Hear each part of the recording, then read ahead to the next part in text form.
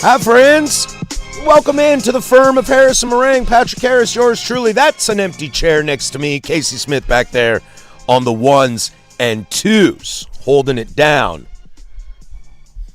Going to be a part of our life. Just you and me for a little bit, Casey. How are we doing today, good sir? I'm just fine. I am just fine. We can spend our next few days figuring out our lives for the next few days, Casey. I believe there are no assigned seatings at the Marang wedding, but we have decided that we will have a table for us. Yeah. I'm going to know no one else other than you there. I know. It's you haven't met Joe Simons. I've met Joe Simons, so I will know Joe. I think I heard the brand man's coming. Okay, so we'll get the brand man there. Okay, but the boss is there now. Mm-hmm. So now we got to mind our P's and Q's. Yeah, so now I got to cross some T's and dot some I's. Yesterday, I asked about roadies for the ceremony, and Danny looked at me like I was crazy, and then I looked at you, and we were like, oh, okay, we got this. Yeah, we'll figure this out. We're okay. What, is he crazy? Except for it's an hour drive, bro, for me. Have you looked and seen how far the drive is for you? It's like 35, 40 minutes for me. Still, 40 minutes is know. woof. That's enough where I'm like, we'll see. Rock, paper, scissors with the lady, see who's driving. Yeah. You know, I had a partner once where we'd go out, and it was like the first person that got drunk enough they knew they couldn't drive, then the other one had to drive. That was a terrible idea. Yeah, it's not the smartest of decisions. That was a really terrible idea. I never lost, though. I'm terrible at rock, paper, scissors. I always lose. How are you terrible at a game of chance? You tell me. It's like I'm really bad at rolling dice. How are you really bad at rolling dice? Again, I change up the strategy every time. My girl is just always one step ahead of me. Maybe you change it up too much. Maybe that's your problem. I think that's my issue. You might have to go the old Bart Simpson route for a little bit. Good old rock. And just throw rock every time. And then in theory, one of them that'll work. It's gotta hit eventually. It's got to hit eventually. Right? I mean, it has to. It has to, sometimes. It has to. Have you seen that episode of The Simpsons? No, I haven't. It's really funny. Bart and Lisa have to do rock, paper, scissors. And then it goes into their heads of what they're thinking. And Lisa goes, poor defenseless Bart always picks rock. And then it goes to Bart and he goes, good old rock. And then loses instantly. And she's got the Sherlock Holmes. He's just rock. Yeah. What do we got today? Whiskey. Oh, yeah? Tequila. I haven't decided. I haven't decided if I'm bringing, a sixer or a flask yet. I think there'll be you are a cider drinker, correct? Correct. Okay. I'll bring the cooler. I'll have a little cooler in the back of the car. That works. Yeah, it won't be much. Just be enough to get us through. Mm-hmm. And I haven't decided whiskey or tequila yet in the flask. I'm a tequila man myself. Okay, all right. That's an easy choice then. We'll just go tequila. Maybe I'll go buy a nice bottle of tequila. Oh, there you go. See, in theory, What are you thinking? Oh, I don't know. I'm trying to move off the brown liquor. So we ringing the bell every time Danny says something? Do you think Danny says his patent things like banger or dog in his vows? I think we get at least a few. We have to take over-unders on certain phrases or things that we know are going to get said. Absolute banger. I hope he says that. Yeah, I need that. I need that desperately. I'm already being told that we need a full-size cooler. We could.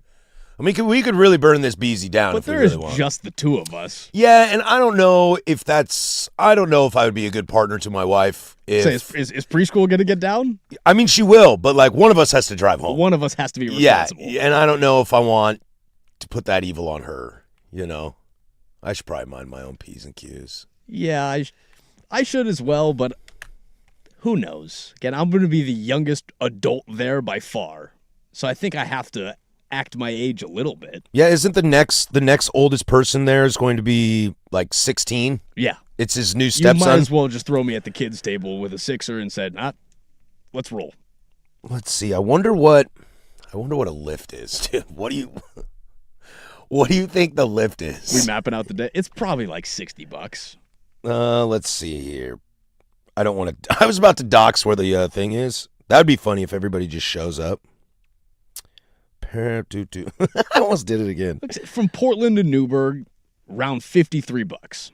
$53? That's not bad, man. Mm-hmm. That's not bad. It's not terrible. $50, $100 round trip. But then I don't have a cooler. That's not necessarily true. Can you take a cooler in a lift? You're going to have to hide it in the bushes once we get there. That'll be the issue. Oh, that's fine. It's outdoor. There'll be plenty of places. Yeah. I think that's more the concern. Getting the cooler there, that's not really the issue. Where to store the cooler if you're not driving, that's the issue. Yeah, are you going to drive? I might. Okay. Well, most likely. Because the back of your truck is primo. Yeah. Primo. Oh, yeah. But that also depends if I'm taking my truck or my brother's car. Because I've been riding around in my brother's car. For some reason, his keys are just the heaviest thing, and they're just obnoxious. He's got like janitor keys? I'll go. Oh, you've got them with you. Whoa, what is that, bro? There's just so much key. There's just so much key. How many of those are actual keys? 2 of them are actual useful. The rest of them are just The rest of them are just keychain garbage? Just a lot of key. For no reason. Ugh. It's just a random heavy thing I got to carry around in my pocket every day. I miss my truck. I've been working really hard to minimize the things that I have. I have a bottle opener. I have the fob to my car, a key to my house, and the fob to the building. See, that's what I need. I need 3 keys to get me in and out of the 3 doors that I go out of every day. Yeah, when I left my last job and I turned in my key, I was like, this is awesome. One less thing on my key ring. I don't carry a wallet either. My wallet's connected to my I'm phone. going to be really happy when I hand in this mail key to my apartment. I haven't checked my mail in months. That thing is probably filled to the brim with all those, the grocery ads and do you want this fiber internet? No, I'm good.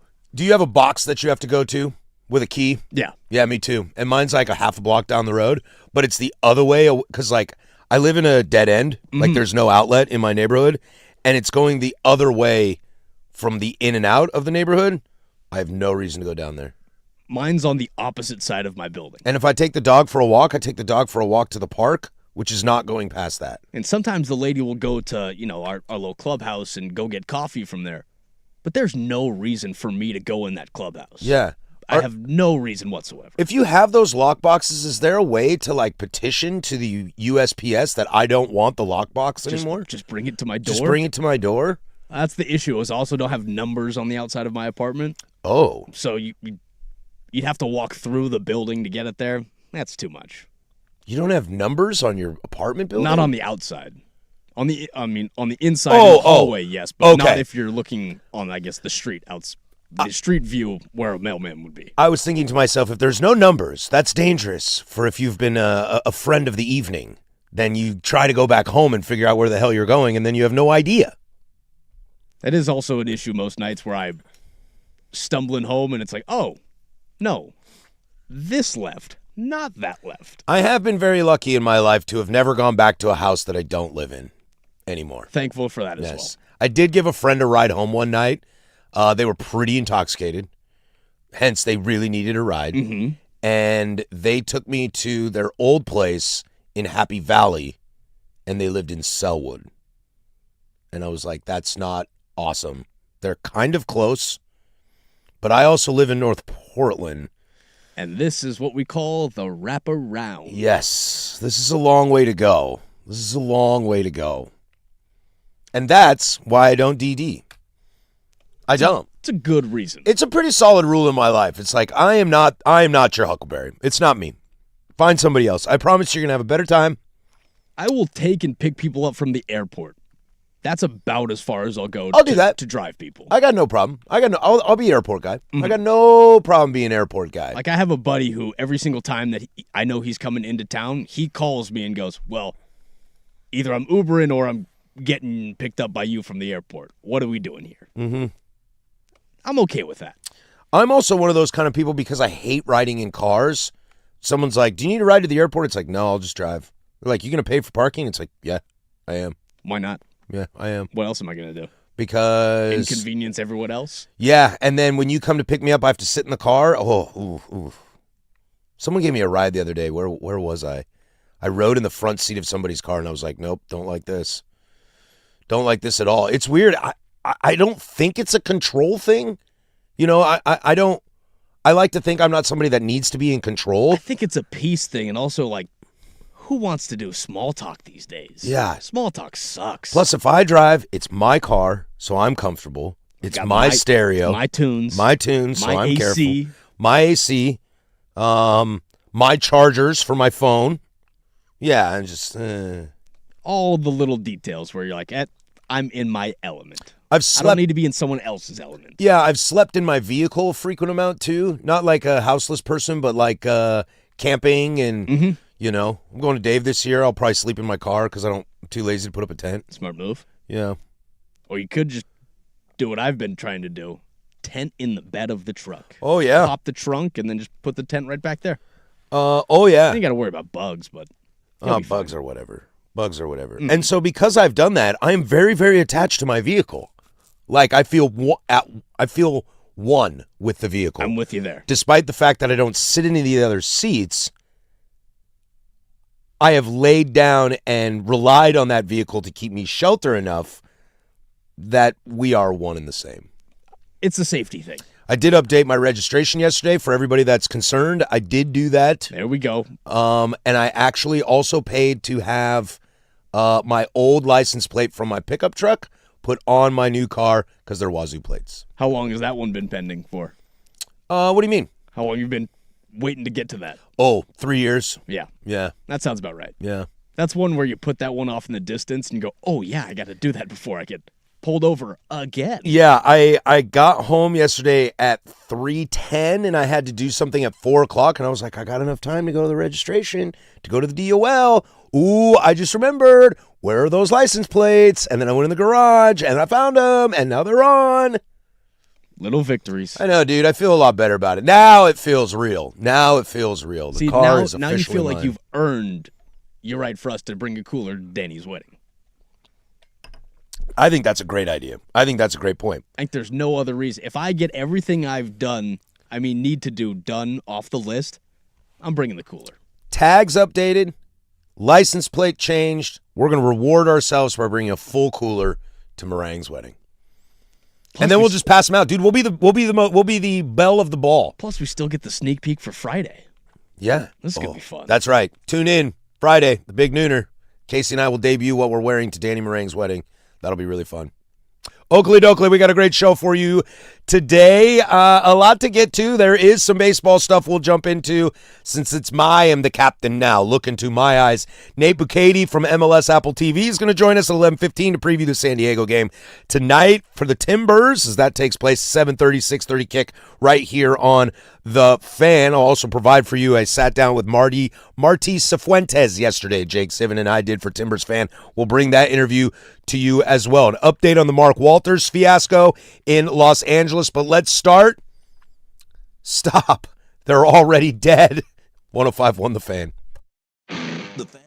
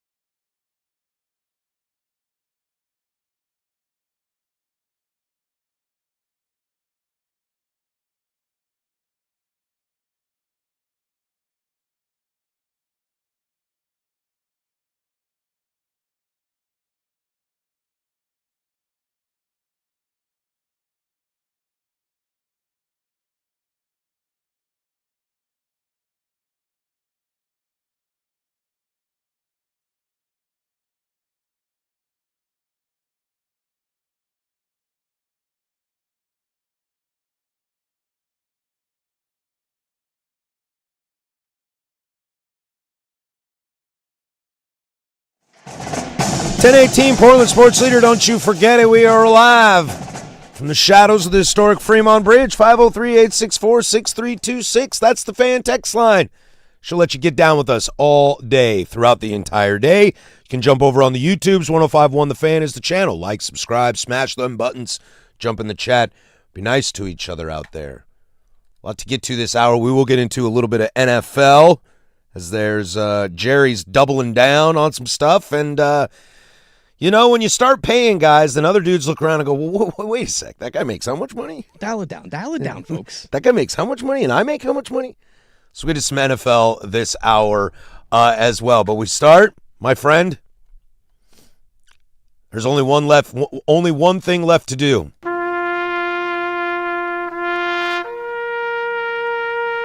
Ladies and gentlemen, It's been a good ride. the 2026 Seattle Mariners are officially dead on arrival. Oh, yeah. I don't know if there's anything to do to help them. I think it's time to just pack it up and call it a day. The Seattle Mariners fall last night 22-0 to the Milwaukee Brewers. That's rough. Again, 22. It is that's tough for your pitching. You put up a goose egg. You couldn't even get to the park that day. It is the largest shutout in baseball history, the largest margin of victory in a shutout since, I believe, 1898. What else do we got here? Gary Sanchez closed the game out on the mound, gave up 2 hits in 1 inning, no walks, no Ks, no runs. This is a pretty rough look, my man. This is really rough. That's really tough. I like to live in a world when it comes to baseball. Look, they're only 3.5, something like that, back from the wild card. I like to live in a world where, anything can happen. You can find ways to get stuff down. You can find ways to pull out of slumps. This one, I don't know if this is going to do it. Oh no. Julio made the catch and then threw the ball out of play. So there was only one out. So once he threw out of play, everyone got a base. There's another base hit. Well, now we've tied a record. Yeah, it's 22 at this point. So when things go bad, sometimes things continuously go bad, and they get to a point where I don't know if you're going to pull out of it. Now, the interesting thing about the Seattle Mariners in the American League West is, look, the team that might win the American League West might have an under 500 record. Okay, the Houston Astros are atop that division right now at 500, 63-63. Rangers are a game back. Mariners are 4 game back. What's interesting is the Mariners actually have less ground to cover in the wild card race. However, there are 1, 2, 3, 4, 5, 6, 7, 8 teams ahead of them for 3 spots. So that puts them in a little tricky position. Their best chance is to win the American League West. But I don't know, Casey, if I have seen a team fall apart like this, okay? A lot of expectations coming this year. You're in the American League Championship Series last year. For my money, you probably should have beat Toronto and gone to the World Series. Mm-hmm. Toronto was lightning in a bottle. They were hot. They were able to win that series. Great series. Really good baseball to watch. So you come in this year with a lot of expectations. I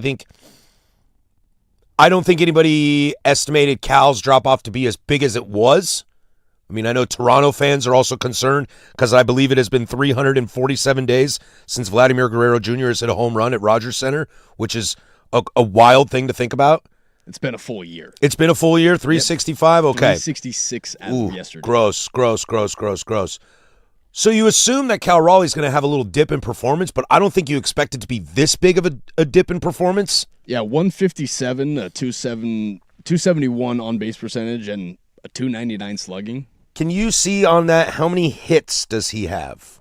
He's got 52 hits in 331 at-bats. He had 60 home runs last year, and he has 53 hits. Yeah, he's got 13 home runs this year. That would put him not even in the top.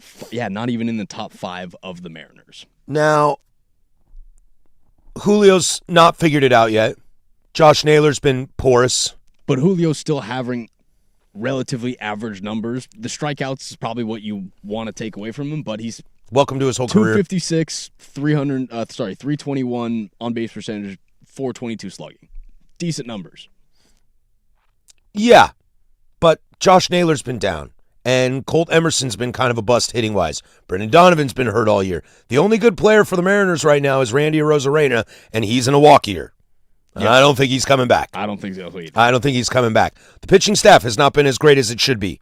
Okay, You Bryce optioned Miller. away- What's that? You optioned away Luis Castillo Yep. at the deadline, and he's only done beautiful things for this White Sox team. Which is crazy because he was the guy you had to get rid of. Because the payroll, the salary, where's he going to fit in the rotation? He's the odd man out. You had to move him, and you did, and it's kind of revigorated him a little bit in Chicago. He's on a team that could make a run in the playoffs. Look, I think it boils down to a lot of stuff. We talk about this when it comes to, new ownership. We spend a lot of time talking about new ownership in sports, especially in basketball, where sometimes you might need to tear this thing down to the studs. With how this season is gone, I mean, Dan Wilson's got to go. There's already reports that if they don't make the playoffs, he's going to go. Could have seen that a mile away. But I wonder if you're really talking clean the house. I wonder if you're talking get rid of DePoto, get rid of the GM, get rid of it all and start from scratch. Because you are in a window now with guys that you have locked up that can do stuff that you have to figure out now. That's why I don't think you scrap everything, because this is the Mariners' best window that I've seen them have in my lifetime in terms of roster and just roster cohesiveness and the talent loaded up on this roster. This is the Mariners' best window that I've seen in my lifetime. I think it's the second best window in mine. I mean, I'm alive for 95, so I'm alive for that. That team was stacked. 2001 was a stacked team as well, but that was a lot of really good role players that were all kind of having career years. The Dan Wilson of it all is really what's scaring me. Me too. I think he should have been gone by the deadline. I don't think that the roster construction made sense and how that he was managing everything, especially with the 6 arms in the bullpen, in the starting rotation. Created a lot of confusion. Obviously, you're not getting the performance out of your all-star catcher that you want. So it's a big issue right now, and I think it's more of a clubhouse issue than necessarily a roster construction issue. You're looking at a starting rotation that should rival anybody's in baseball. You also have Kate Anderson and Ryan Sloan right behind, ready to do some damage as well. Yep. So you have assets you can move. Looking at George Kirby, I wouldn't move Logan Gilbert, but you could. You've got Josh Naylor, Cal Raleigh, Julio Rodriguez. Look, Cole Young has been excellent at second base this year. He might win the Gold Glove, and probably, in fact, he should. Taylor Ward addressed your right field problems, but you had right field problems all year. Brendan Donovan couldn't stay healthy. You had third base and shortstop issues all year. J.P. Crawford was hurt multiple times. You're in a really bad spot, but you're in a window of young, old, controllable. Like, this is the time to go. And your pitching is only getting your relief pitching is only getting worse. And I think that's one of the quickest indictments you can have on a manager in baseball is who he's selecting to come in situational moments. And the guys that Wilson has been selecting to come in these tight game moments, we've seen a lot of Mariners 4-4, 3-3, again, low scoring, but tied close games when they're going into the 6th, the 7th, possibly even the 8th inning, and they're blowing leads. That's the toughest thing. So I think it's situationally which guys Dan Wilson's bringing in the bullpen, as well as, the offense and defense needs to come together, because that's not what's happening right now. Have you seen what's going on in the Mariners subreddit right now? No, hit me with it. They have completely abandoned all thoughts of baseball. It is now completely 100% for nautical enthusiasts of the Seattle area and beyond. Have you seen this whale? That's a quick pivot. Is this your favorite? Who's the greatest Mariner ever? All-star. It's Stephen Decatur, who sailed the Intrepid undetected past the guns of Tripoli Harbor and burned the Philadelphia to keep the Pirates from using it. And this guy says, I think it's James Cook. And this was a team that was one game or, again, a few instances away from being in a World Series. Yeah. Has anybody figured out the longitude problem yet? I need to see how close I am to Spain. Like, this is tough. This is one of the quickest turnarounds. The fact that there was 8 games out of the wild card race. Yeah. My favorite Mariner to watch on TV, and it's a picture of Popeye the Sailor Man. Tough. You've broke them. They're dead.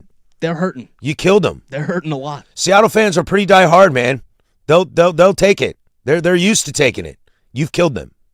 You gave them one sliver of hope and then stripped it away from them in less than 12 months. Look, I root for the Mariners from afar. I don't know how he comes. Are we on Luke Anderson watch right now? I think Do we need to check in with him every hour? Check in.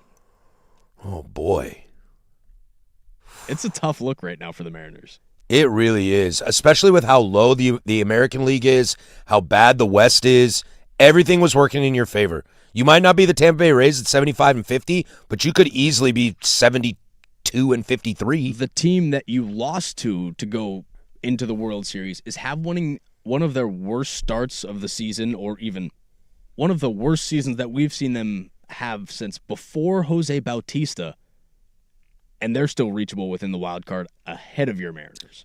That's the tough look. You just said it. Vladimir Guerrero hasn't hit a home run in over a year, and they're still closer in the wild card standings than the Mariners are. The Mariners are closer to the Los Angeles Angels of Anaheim than they are to the New York Yankees, who have the first wild card spot. How you doing? That's insane. Awful. But that's awful. That is insane. The Angels are buns. They were closer to the sellers of the deadline. The Angels were the biggest sellers of the deadline, and the Mariners are right there with them. 503-864-6326. Let me know your Mariners situation. You guys doing all right out there? Because I'm a little worried. Don't blow the whole thing up. No. Let's not get crazy here. Okay? This isn't trade Cal Raleigh, trade Julio, trade Naylor, trade Gilbert, trade Wu. No. We're not there. I don't want to call for a guy's job, but something's got to give. Oh, Dan's got to go. I'll call for the job. I'll be the one. I'll fall in the sword. Dan's got to go. You need somebody in that has history. Because, look, Dan might be a good vibes guy, but, Phil Neville was a good vibes guy, too. Sometimes you just got to find new voices, new leadership. And as much as everybody loves, the great, Edgar's probably got to go, too. I think this Mariners team needs to find a way to get scrappy. And Dan Wilson's ethos of what his team is not scrappy. Might as well go win the whole thing. How surprised would you be if they went on a run? Not very surprised, because they have the talent to. That's the issue, is they're so talented where I don't see them not making the wild card. I know, I want to say that too, but I don't believe it. I have a tough time saying it with Julio's mistake last night, Cal being MIA. Look, I think they've cashed in. I think it's 1-2-3 Cancun. I think you could be right. When we come back, Jerry won't let old things die, or at least he'll double down on him. Well, that's what Jerry does. We'll toss to Casey with sports. Now, from the George McCoy at Warren Allen Sports Desk, a Sports Center update on the Fan Sports Network, 105.1 FM and 1080 AM. First on the Fan, some NFL news for you, as New Orleans Saints running back Alvin Kamara is expected to be sidelined for at least a month due to a sprained MCL. Kamara is playing for the Saints this season on a reworked contract alongside newly acquired running back Travis Etienne, and his snap count could take a hit. Chargers center Tyler Biadasz is out indefinitely after suffering damage to his ACL during Chargers joint practice with the 49ers yesterday afternoon. Biadasz will meet with more doctors to get more clarity, but a severe hit to the Chargers offensive line, who struggled with injuries last season. The New York Giants are trading right guard Daniel Falele to the Jacksonville Jaguars for a 2027 late-round pick. Falele struggled in his starting role last season in Baltimore, allowing 30 pressures and letting up 4 sacks and 3 QB hits on the season. And finally, over to the MLS, as your Portland Timbers are back in action tonight, taking on San Diego FC inside Providence Park. Kickoff set for 7:30, as you can catch all of tonight's coverage right here on 105.1 FM and 1080 AM when pregame starts at 6:30.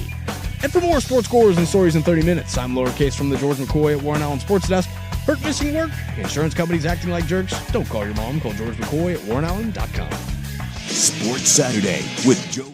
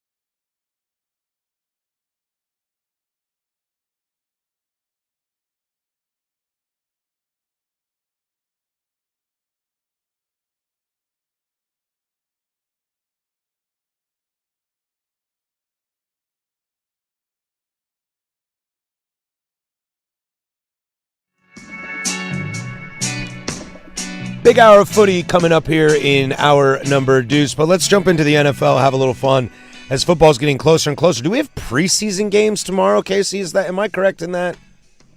NFL preseason tomorrow? I believe you are correct. Let's see here. Thursday, yep. A 5 o'clock game and a 7 o'clock game. The Raiders visit the Houston Texans. Niners at Chargers. And then we also have a few games on Friday as well. Okay, so football and then a few on Saturday. Let's see, is there any on Sunday? Scrolling. No. So Thursday, Friday, Saturday, you get some NFL in your life. Maybe I'll watch some of this. One Sunday game.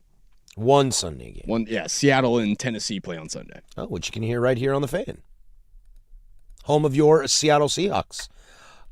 Jerry Jones. Okay, we all know the old great Jera. Smiles and glory holes. And how much he loves football and cares about football, but more importantly, no one's bigger than the star, except for old Jerry himself, right? Is that fair to say? No one's bigger than the star except for Jerry himself. Okay. Perfect. Jerry Jones has addressed the Micah Parsons trade again. Dude, this is like a girlfriend that you broke up with and you won't stop talking about. So she lives rent-free in your head is basically how this goes. Mm-hmm. He said, quote, even though Micah's an outstanding talent anybody would like to have, the bottom line is I like what the result of the trade has ended up as I stand here today. It's like going to Las Vegas with some extra money in your pocket or going out there with the baby's new pair of shoes and formula money in your pocket. You can't be as good a crap shooter as you are when you've got the baby's new pair of shoes throwing out there with it. Oh, okay. You want me to revisit these trade package deals? Yes, please. All right, so Micah Parsons was traded on August 28th of 2025, and in return, the Dallas Cowboys received defensive tackle Kenny Clark, which was a nice pickup. A Packers 2026 and a 2027 first-round picks. The 2026 first-round pick was used to select edge rusher Malachi Lawrence out of UCF, and the 2027 first-round pick was later leveraged to acquire Quinnen Williams from the Jets. Okay, so Quinnen Williams, nice player. You got Kenny Clark, Malachi Lawrence, and Quinnen Williams out of those. Is Jerry confusing that Caleb Downs is not part of that? Possibly, but either way, you still got three rushers. Does he think he got Caleb Downs because he traded Micah Parsons? Partially, I bet. I think he does. I bet. I think he does. He's like, well, we traded Micah Parsons, and our defense was so bad that we couldn't win games last year, and that landed us Caleb Downs, who also fell in the draft further than anybody assumed. So, I mean, that's clearly because of Micah Parsons. And they also helped bolster their defense by getting Jalen Thompson, safety from Arizona, and Kobe Durant, cornerback from the Rams, who obviously the Rams decided not to pay because they went and got Trent McDuffie. Now, the other thing is, does Jerry think that Micah Parsons ripping his knee to shreds is also a benefit from him trading him? Yes, because he's going to get he's got three defensive linemen right now that are all going to take week one snaps. Micah Parsons is not. You can't be as good a crap shooter as you are when you've got the baby's new pair of shoes throwing out there with it. I think my biggest issue was when it happened. Dude, you're a weirdo. Micah Parsons' value was through the roof, so everyone was going, oh, you can't get rid of a guy like Micah.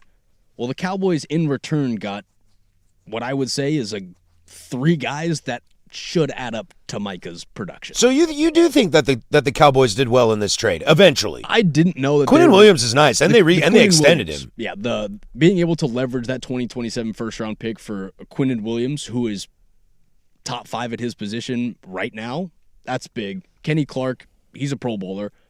But I'm very interested to see what this first-round edge rusher Malachi Lawrence at a UCF looks like. Because, again, UCF, I love my pass rushers, and they're on an island a lot of the time. But what is this jump to the NFL going to look like for him? Yeah, and I'm just curious about the Cowboys in general. I mean, I know we don't spend a ton of time talking about the Cowboys on this program, mostly because I have no reason to.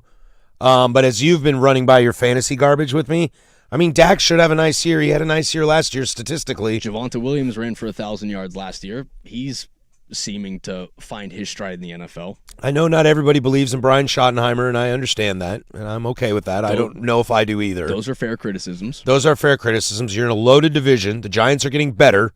The Eagles are still probably the most talented roster of that division. But I don't know if the Giants are getting better. I bet you the Giants are getting better.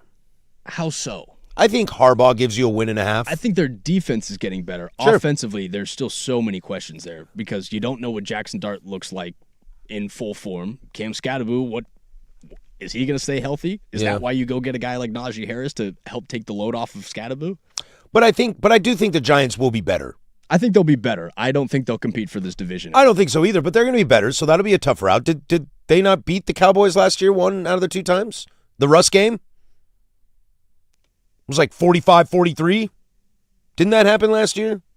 The Russ game, no. Was that 2 years I ago? believe it was the Jameis receiving touchdown game. I don't remember. I think that could have been the one. And then the Commanders. The Commanders should be better, assuming health.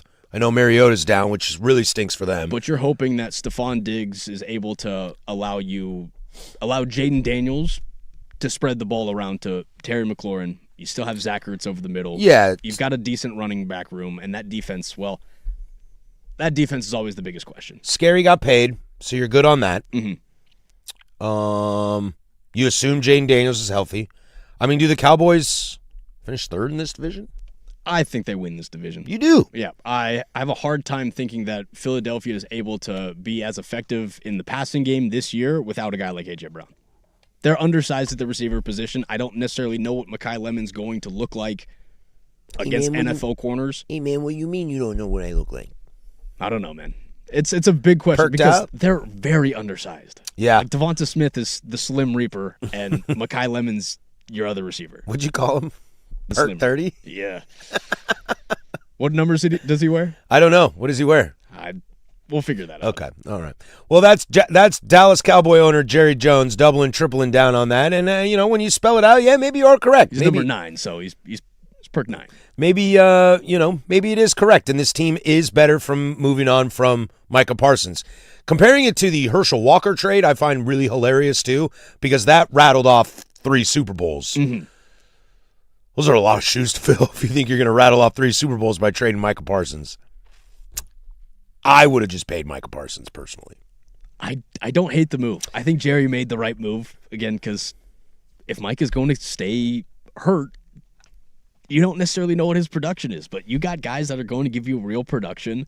My biggest issue is, how does it all seem? How does it all come across? Mm-hmm. It all comes across like, well, the ex-girlfriend is still taking up space in that head. No kidding. I think that's the worst part about it. It's just like, bro, move on. Okay? He doesn't play on your team. It's a little In sad. fact, he's not even going to play week 1, bro. Let it go. He's looking to play against you in week 6. Yeah, dude, That's 5 games that he's not a part of that man. you possibly could be division deciders. Just talk about, we extended Quinn Williams. We love Caleb Downs. Let's do this thing. Dak's going to have a huge year. Why are you talking about the X? Leave it alone, Jerry. Leave it alone. What happens when you pay somebody? Well, the old guard goes, wait a sec. That guy makes money? Stick in the NFL next. 105.1 The Fan Sports Network. The biggest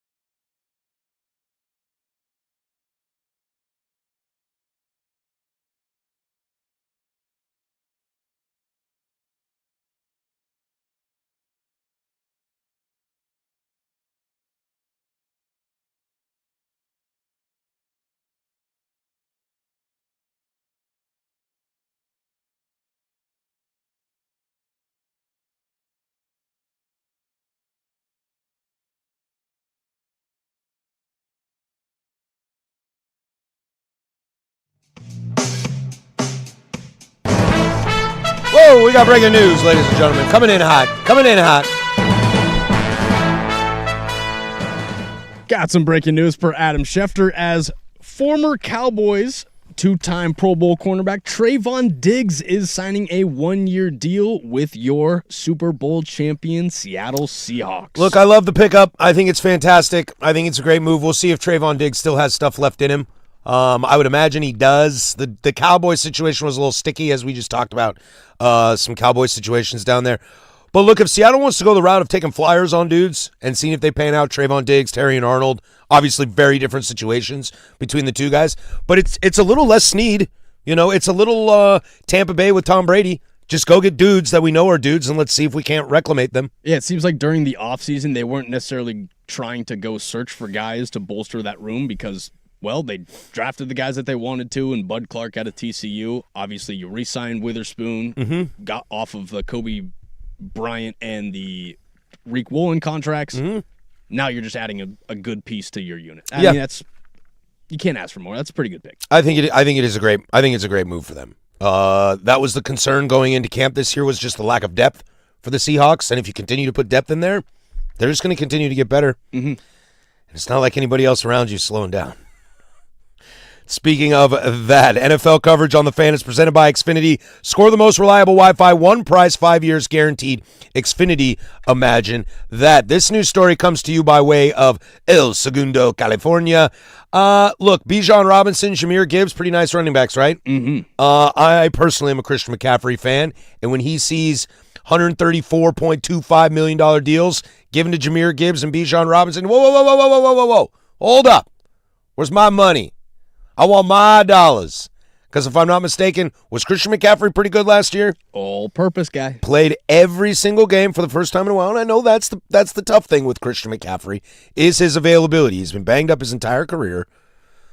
But if you do get a healthy Christian McCaffrey, I mean, he could have won Offensive Player of the Year last year. I still would have voted for JSN. I thought that's how great of a year JSN had. But didn't we talk about this at the end of last season, that Christian McCaffrey finished doing something that only like 3 other running backs in the history of the NFL have done? Correct. So if you're Christian McCaffrey, I totally get it. Now, he sat out a couple days in camp, and the quote from Kyle Shanahan, I think they make a lot of assumptions, and that would be the one they're wrong on. Because people think he's sitting out because he's holding out, because he wants more money. Again, in 2023, he had 2,023 yards. Again, 1,500 rushing, little over 500 receiving, 21 touchdowns. In 2024, he was hurt. Again, only played 4 games. 2025, 2,100 total yards, 1,200 rushing, 924 receiving, 17 touchdowns, 17 games. That's amazing. He's good for a touchdown a game. He's very, very good. Christian McCaffrey, anytime touchdown, is negative money on the sports books. He's also like your 4th best quarterback on the roster. Let's not forget this. Remember in the NFC Championship, like, he was the backup. Yep. It came to a point where he was the backup. Let's run Wildcat. It's tricky, though, and this is what makes a lot of this stuff tough is, you know, if you're Christian McCaffrey, do you deserve maybe a little pay bump? If Bijan Robinson, look, long-term Bijan is the better choice, in my opinion. Long-term Bijan's the better choice, but Christian McCaffrey is still very, very good and very productive. But if you're CMC, you're also looking around like, where is that money going to come from? Yeah, I think you don't. They're in cap hell. You don't get Bijan Robinson's contract without the production that you've seen from Christian McCaffrey.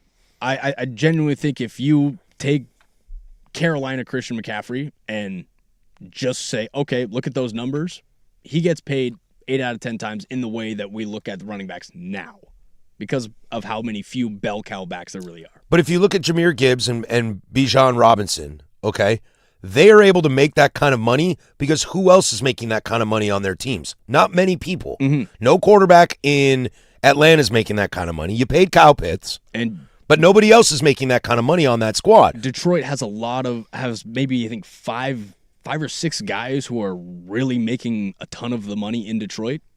Everything else is kind of just, all right, trial by, I guess just coalition at all and just cohesiveness in the team. But they paid Jack Campbell a lot of money. They pay Aiden Hutchinson a lot of money. Penei Sewell gets a lot of money.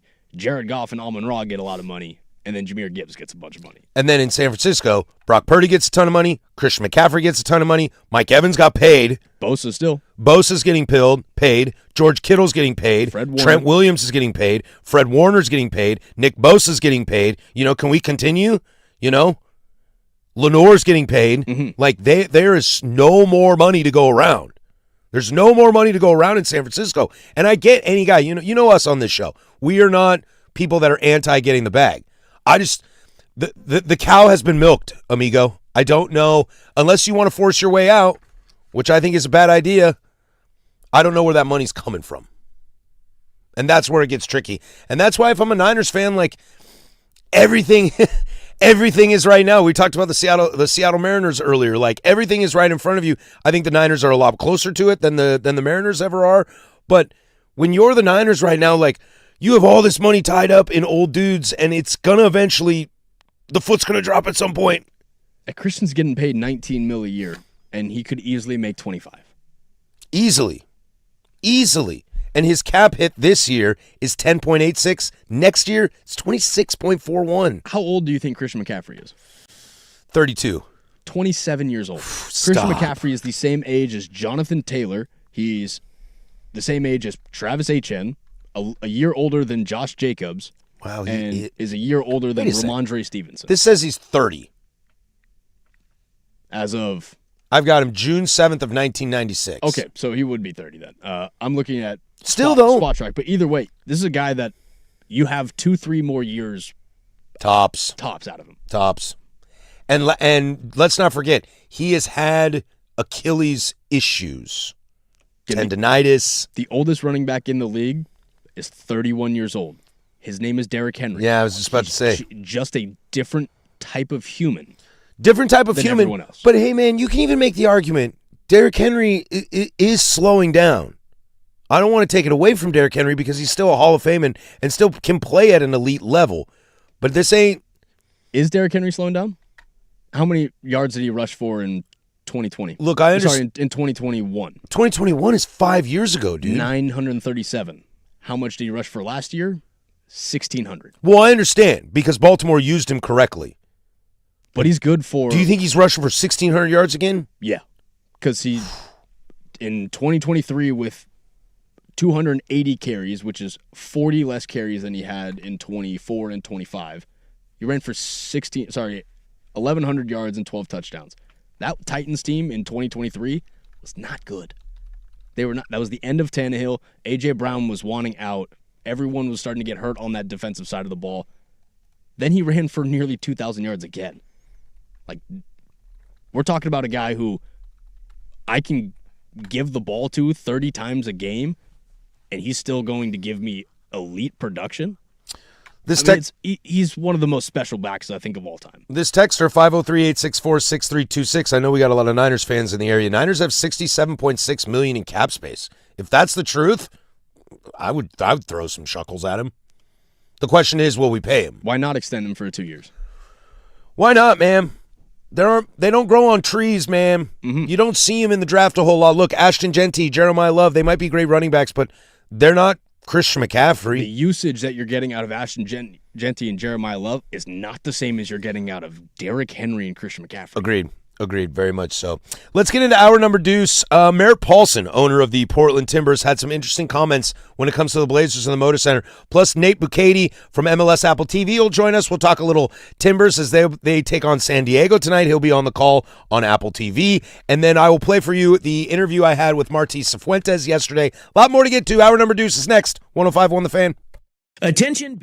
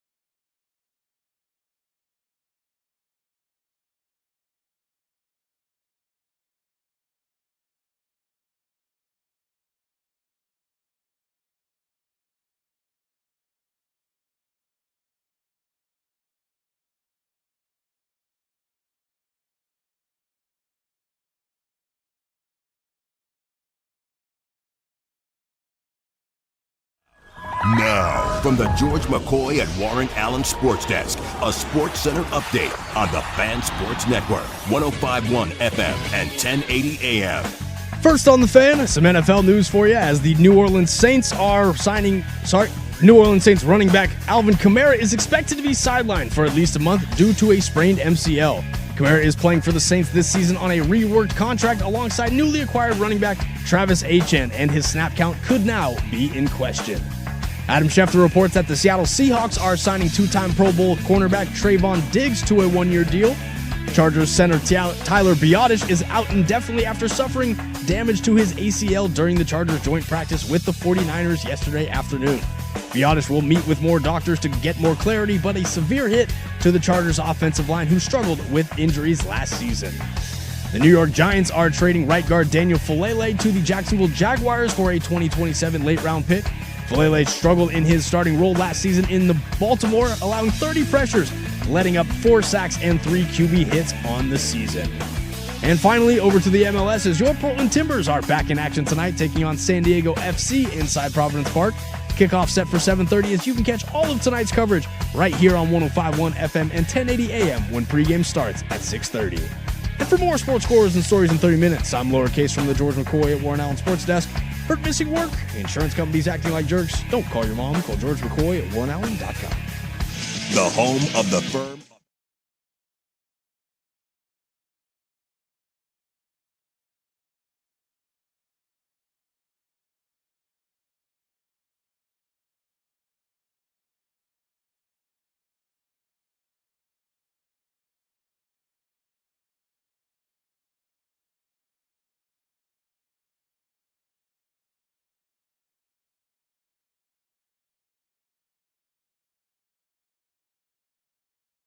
Missing the first hour, you can download that, the Fan Podcast, 1051thefan.com, the Odyssey app, wherever you get your podcasts. If you missed Dirt and Sprague, the Fan Bam's back together again. You can download that wherever you get your podcasts. If you can't catch Primetime or Happy Hour Live, get that wherever you get yours. If you can't wait for Casey to get hour number 1 up from this program, it's only like 15 minutes. Calm yourself. He'll get it up as quick as he can. But if you can't wait, I don't blame you. It was good stuff. Go back on YouTube or the Odyssey app, rewind, fast forward, except for in the future, for that would be impossible. A lot of MLS to get to this hour. Nate Bukaty will join us here in about 10 minutes or so. We'll talk the game tonight against San Diego, and then I will share with you an interview Jake Zivin and I did with Marty Cifuentes on Timbers Fan yesterday. But let's kind of get into this. A little bit of Jason, but more about the city of Portland. As you can see, for those of you listening in Radio Land, thank you, appreciate it, welcome. Happy to have you along. The board behind me now sits at 18 days. We're almost in 20. I'm very excited about that, hitting into the 20s soon. So that's really cool. Thank you. Little victory. It was hard work. You know, I got good sleep. I ate my vegetables, took my Flintstone vitamins. We made it here to 18 days. But something that is always curious, and Marty Cifuentes was introduced as the new Timbers manager officially yesterday, despite being on the sidelines for a couple games. And Merritt Paulson spoke, and GM Ned Grabavoy spoke. And I've been curious myself. I haven't seen Merritt in a little while, so I haven't had the chance to ask him. But I've been very curious. When you are a sports owner in a city, I would think that you should at least try to have a relationship with other sports owners. Okay, especially if you're the Timbers, you want to have a good relationship with the Thorns. You share a building together. I know Merritt used to own them, but he doesn't anymore. You want to have a good relationship with them, whether it's the Winterhawks or the Pickles or the Hillsboro Hops or the Portland Trailblazers.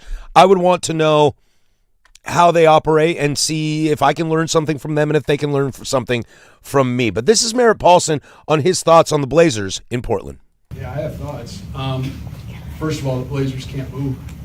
I mean, they are massively critical to the culture and the economic vitality of the city of Portland.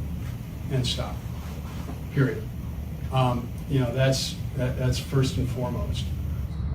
Secondly, when you buy a team, you're not just investing in a league. You're not just investing in a franchise. You're investing in the city. You're investing in a community. And that's essential. I don't care. Look, I'm local, right? I in a perfect world, you live where you own a team, in my opinion. It doesn't always need to be that way. My kids were born and bred here. You know, they're native Oregonians. I moved here in 2007. I felt that was important. Everybody doesn't need to do that. But, we've got a 100-year-old stadium, as you said, and we've put in $145 million of private money into renovations, and it still needs a lot more work. So that's not a criticism of anything, but all that said, look, I'm a believer in Portland long term. I continue to be a believer in Portland long term, but this needs to be a wake-up call for the county, in the city, in the state, to make this region a region that's attractive to invest in, a region where businesses, small, medium, and the very few large businesses we even have here, that can succeed and do well. So I guess those would be my thoughts. That's Merritt Paulson, and you know what? He's not wrong. I mean, he's not wrong. I mean, he's talking about everything we've been screaming about for the last 6 months in this whole ordeal. And there's something that I give Merritt a lot of credit for, and that is what he's talking about. He lives in this city. He really cares about Portland. And I know that Timbers fans over the years have had some issues with Merritt. Merritt stepped in it a couple times, and he's been working really hard to kind of clean himself up from that. But there is no denying that if you are a Timbers fan, Merritt's been on your side the entire time. He has helped build Soccer City USA. He's made the Timbers into a viable MLS franchise, and he's looking across the river, literally, and saying, this should be the same here for the Portland Trailblazers. One of the coolest things about the Portland Timbers is they're not LAFC. They're not Inter Miami. It's not NYFC, okay? It's not the Chicago Fire. They're not a huge market team, but they are one of the top 5 jobs you can have in the league. They're one of the top 5 teams you can have in the league. This team's been to 3 MLS Cups in the last 11 years. Again, listen to all the guests that we've had on this show just come in and say how important the fan base is in Providence Park. I love how important the Timbers Army is just to the nature of the game. I love to give Nate Bukaty, who's going to join us here in about 5 minutes or so, I love to give him grief because he's a Kansas City guy. They claim to be Soccer City, and we love to go to blows about it because we love to fight each other. But we both recognize that Kansas City's a great city, just like he recognized Portland's a great city. And I think there's no reason that the Blazers can't be the same thing, okay? You're not the Lakers. You're not the Celtics. You're not the Knicks. You don't have the advantages of the Miami Heat in Florida or the Dallas Mavericks in Texas. But you can, by investing in the city, by showing how much you love, you can make this a destination that athletes will want to go to, coaches will want to coach at, and a lot of that falls on Dad. Tom Dundon's got to figure that out. But to Merritt Paulson's point, Tom doesn't have to live here. Yep. He doesn't have to be Portland, yeehaw, gung-ho. He says in a perfect world. It doesn't have to necessarily be that way, but the goal is, and I felt like his comments were aimed in 2 directions. One was towards the city, and one was towards Tom Dundon. Tom Dundon, work with the city. That's the point of buying a franchise. Is not only are you investing in the team and the infrastructure of the team, you're investing in the city and everything around it. That's how I took it as well. But then he also kind of aims it at the city councilors and say, we need to make it so businesses small, medium, and large are attracted to come to this area. And I think that's really important. Not only are you kind of going, hey, Tom, let's play some ball here. Also, city council and the city of Portland, let's figure stuff out because something's got to give. That's exactly how I took it. I took it like, city, figure your stuff out. And Tom, there's a path for you. I didn't think he was calling him out. I didn't think he was being a jerk or anything like that. But he kind of saying, Tom, there's a path. You know? Again, like I've said, some Timbers fans have some issues with Merritt Paulson. And those have been documented. We don't need to go through those. But if there's one thing that I know about Merritt Paulson, I don't know him very well personally. But if there's one thing I know about Merritt is he gives a D. And that's the first step. And that's attractive for a fan base, is having an owner that cares and is willing to invest not only just in the team, but in the city as well. Yeah. What's the biggest name DP the Timbers have ever had? It ain't Robert Lewandowski. It's not Son Heung-min. It's not Leo Messi. Yet this team is able to still continue to compete and compete and compete. I'll say probably the biggest name is a guy that's probably still on the roster. Yeah, maybe. Yeah.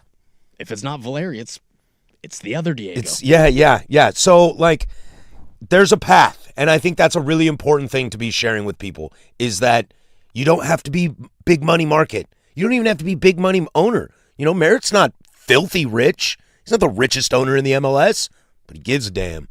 And this town sees that. And that's why we have the best soccer fans in all of MLS. Well, let's have that debate with our new buddy who's about to show up, Nate Bukaty. I've had him on Timbers Fan before. Awesome guy based out of Kansas City for MLS Apple TV. He'll be on the call tonight for television as the Timbers will host San Diego FC. Pre-game coverage starts right here on the Fan following primetime at 6:30. Adam Sussman, Aaron Heintz, and Fletcher Johnson kick at 7:30. Nate Bukaty is next. 105.1 The Fan. The Portland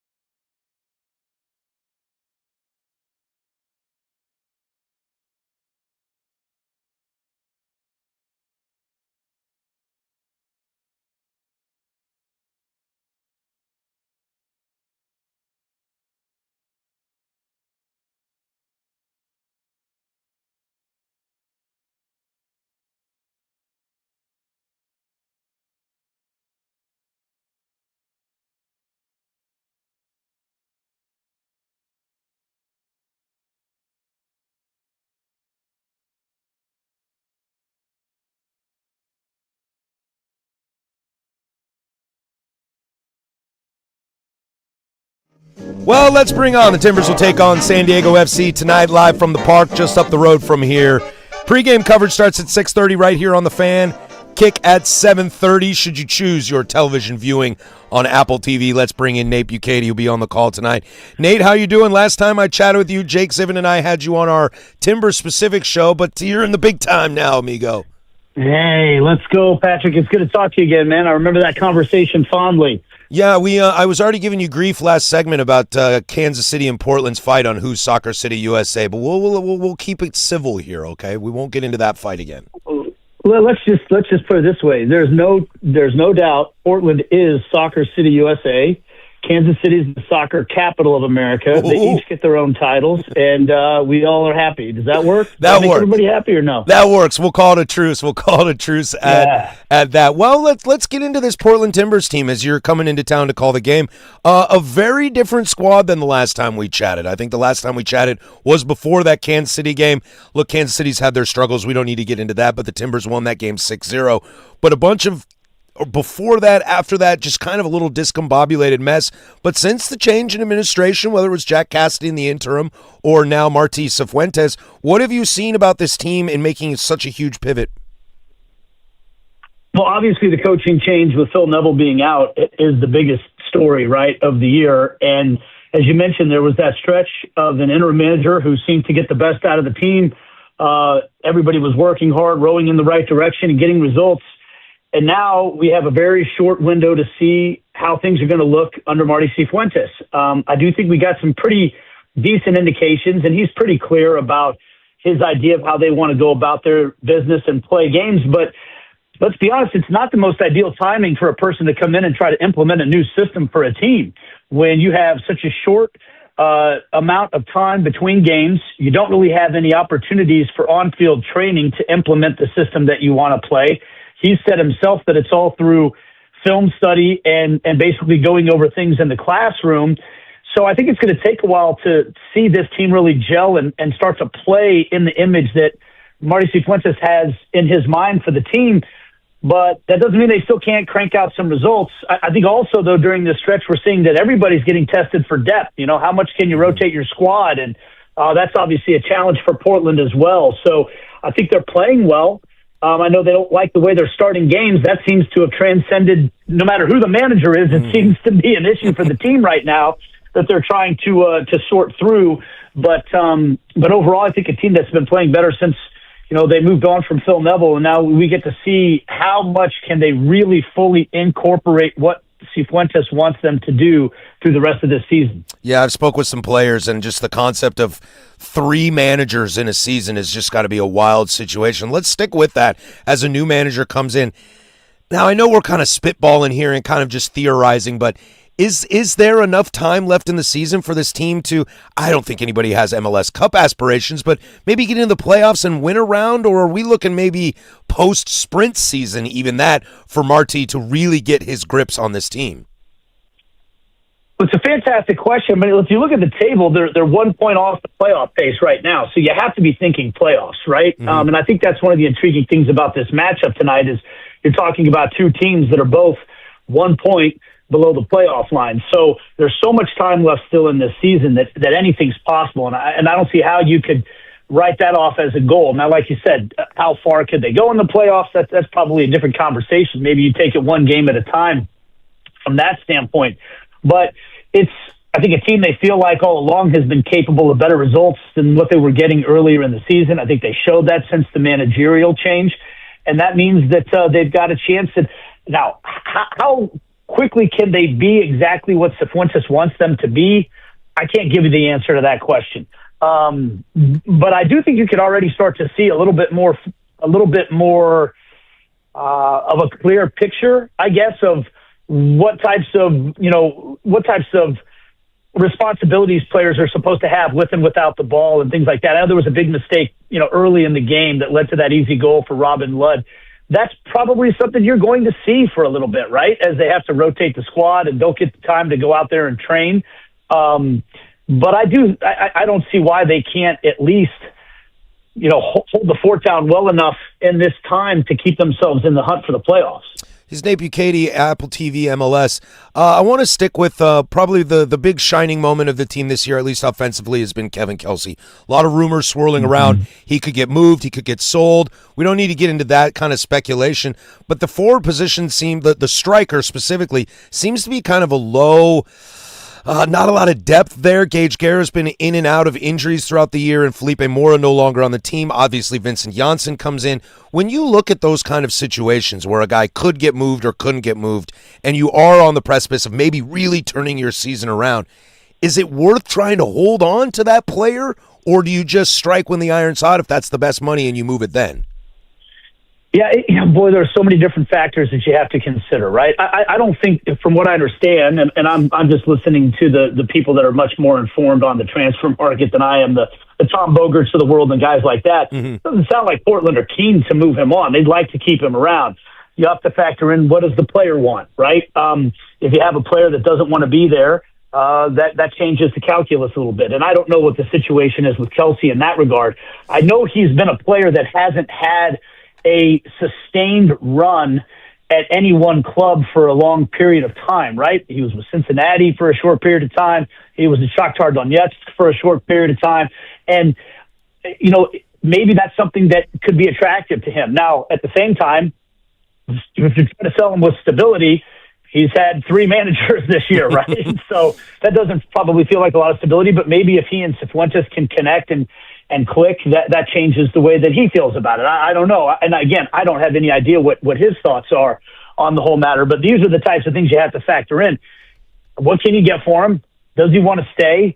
And do you have a replacement lined up? Is there enough time for you in the transfer window to make a corresponding move that gets you where you want to go?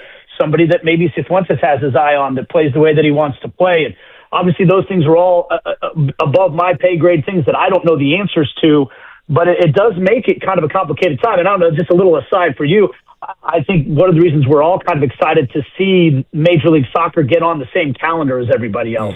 So these moves are more likely to occur between seasons, not in the middle of a season, which is just such a difficult thing to. Look at Vancouver. You're selling Sebastian Berhalter when you've got a chance to go win an MLS Cup. Broke my heart. Not exactly the ideal situation, Yeah, I hated that situation for them mostly because as despite Vancouver being a rival of the Portland Timbers, I thought Berhalter was a really up-and-coming star and did make Vancouver look pretty good. I agree with you on that. Let's turn our eyes on to San Diego FC. Playoff team last year, knocked the Timbers out last year famously in the playoffs in a really brutal game here in Portland. It was pouring rain that day. I don't know if you remember that. That's not important. But San Diego FC kind of taking a step back this year and a little bit of struggles. They did lose at home to the Timbers earlier in the year, 2-1. Talk to me about this team and what you see from them that they do well, or let me know why they're struggling. Well, and they're playing better of late. I think that's the first thing that you have to point out when you talk about this San Diego team. They got a couple of wins in Leagues Cup, which, that's not necessarily so important. But if you look at all competitions, they're 3 wins in a row. They're playing better, and they're playing better. I think three matches unbeaten in MLS play as well, if I remember correctly. They just grinded out a 1-0 win over LAFC. You could say maybe they got a little fortunate. Son Heung-min had a couple of chances to score in that game and didn't. Then they got a handball, San Diego, at the end of the game. But here's one of the big storylines from that game. They get the handball, and their best player, the runner-up for MLS MVP last year, Anders Dreyer, converts the penalty in the 89th minute and takes his shirt off in celebration and gets a yellow card. And maybe that's not a big deal. It's the 89th minute. Well, as they're trying to see the game out and hold on to the lead in the 97th minute, he has to commit a foul to stop a promising opportunity and gets a second yellow card and is now suspended for this game. So that's a big storyline. That's a big miss for San Diego coming into this game. When I talked to Mike Ibarra, he used the phrase, he said, in Spanish they say that this is when you need to cambiar el chip, change the chip, like the computer chip, because everybody's kind of hit a reset button of some sort during the summer break, right? We know with Portland it was a managerial change more than anything.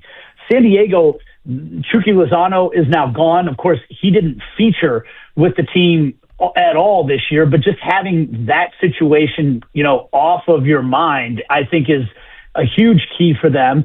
And they've brought in Elias Achouri, a Tunisian striker who's a designated player. He's starting to get some minutes, so I think they're hoping that will help them in the attack.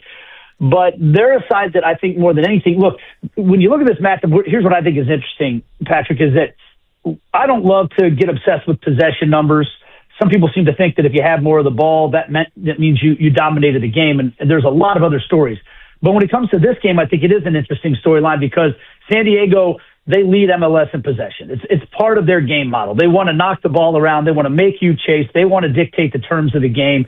A lot of times this year to a fault where it seems like they have possession without a purpose, and they just kind of pass the ball around without many ideas.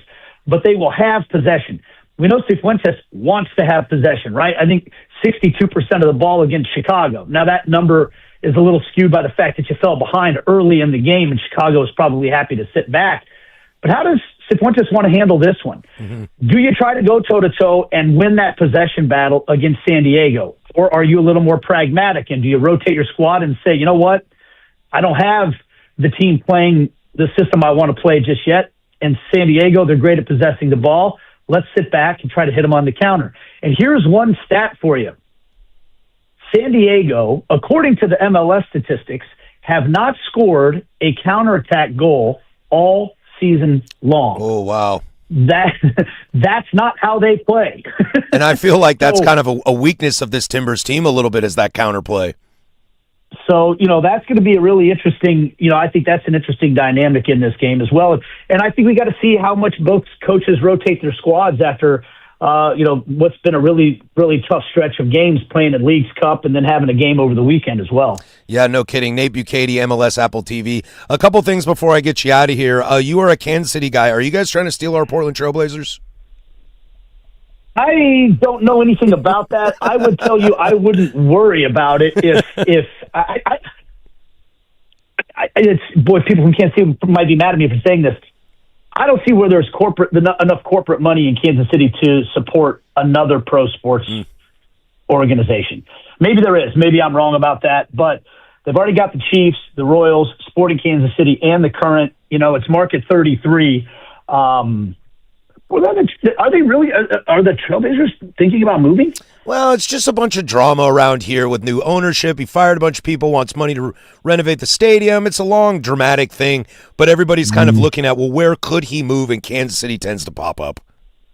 Yeah, I mean, there's a swell of people that are trying to always bring an NHL team or an NBA team to Kansas City, and there's always a debate about whether or not economically it would work. Now the Longs that own the Current are trying to bring a WNBA team to town. Kansas City's a great sports town. I mean, it was like by far and away the number one television market for the World Cup. We love our sports in Kansas City, but there's only so much money to go around. So I would be surprised if that happened, but what do I know? Well, Nate, let's get you out of here on this. I don't know the last time you were in Portland. I always love asking our guests when they come to Portland because we love this city so much. Some things you love to do around town, things you like to get into if you got a little extra time. I love the city of Portland, and I wish I got to come out here more often. This is my first trip here, and I didn't get to come out here at all last year. And when I got my schedule and found out that I had a Portland game, I was super excited. I've got another one coming up later this season that I'm really excited about. I think it's a beautiful town. Yesterday I walked along the river and had lunch at that spot that's like right there on the river. I'm sorry for forgetting the name of it. It was a seafood spot at a hotel. It was really nice. I had dinner with John Strong last night, who is one of my mentors and one of my favorite broadcasters and human beings. So that was cool. I got to see his, part of town that he lives in, and that was a part of town I'd never been to before. I went to the Adidas store and stocked up on some Adidas gear. What I've always wanted to do that I've never done here, because the thing that's so beautiful about Portland too is you can daydream of just going up into the forest and going for a hike. Yep. It's not that far away, and I really want to go to Astoria someday because I'm an absolute. I just love the movie The Goonies. That was a movie from when I was a kid, and it looks amazing. So I've always wanted to do stuff like that, but I've never really explored outside because we get here the day before. Mm-hmm. And so we stay downtown, and so I just have a tendency to tool around and check out different restaurants and places like that. And then, look, this is going to sound like pandering, but going to the game is my favorite part because I think this is easily one of the best atmospheres in all of Major League Soccer, if not the best. I think you can make a very strong case it's the best atmosphere. And I love the stadium. I love the location. The fan base is incredible. You always know there's going to be energy here. Like going to the Timbers games is my favorite part of coming to the city.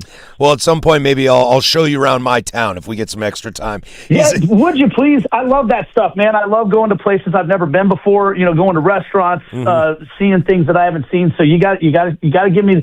And you can go online and do all the research you want. It's the people that live in town that know where the best spots are, You got it, brother. That's Nate Bukaty, MLS, Apple TV. He'll be on the call tonight for the Timbers as they take on San Diego FC. I'll be at the park tonight. I'll come say hi. If you see a short guy with weird glasses, that's me, amigo. I'll come say hi.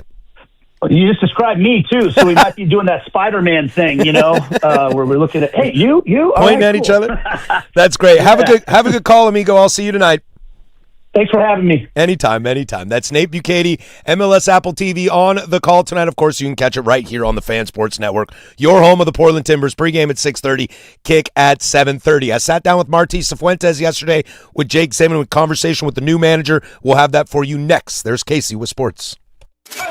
Now, from the George McCoy at Warren Allen Sports Desk, a Sports Center update on the Fan Sports Network, 105.1 FM and 1080 AM. First on the Fan, some NFL news for you as New Orleans Saints running back Alvin Kamara is expected to be sidelined for at least a month due to a sprained MCL. Kamara is playing for the Saints this season on a reworked contract alongside newly acquired running back Travis Etienne, and his snap count could now be in question. Adam Schefter reports that the Seattle Seahawks are signing two-time Pro Bowlers cornerback Trayvon Diggs to a one-year deal. Chargers center Tyler Biadasz is out indefinitely after suffering damage to his ACL during the Chargers joint practice with the 49ers yesterday afternoon. Biadasz will meet with more doctors to get more clarity, but a severe hit to the Chargers offensive line, who struggled with injuries last season. The New York Giants are trading right guard Daniel Falele to the Jacksonville Jaguars for a 2027 late-round pick. Falele struggled in his starting role last season in Baltimore, allowing 30 pressures and letting up 4 sacks and 3 QB hits on the season. And finally, over to the MLS as your Portland Timbers are back in action tonight, taking on San Diego FC inside Providence Park. Kickoff set for 7:30 as you can catch all of tonight's coverage right here on 105.1 FM and 1080 AM when pregame starts at 6:30. And for more sports scores and stories in 30 minutes, I'm Casey Smith from the George McCoy at Warren Allen Sports Desk. Hurt missing work? Insurance companies acting like jerks? Don't call your mom. Call George McCoy at WarrenAllen.com. The Fan is live on YouTube.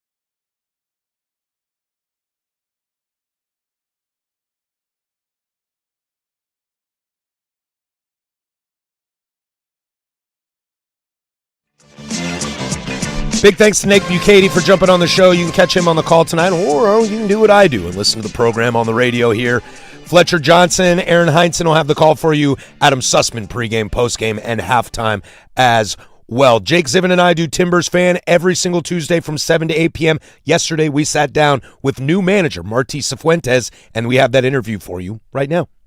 New manager Martí Cifuentes is joining us right now.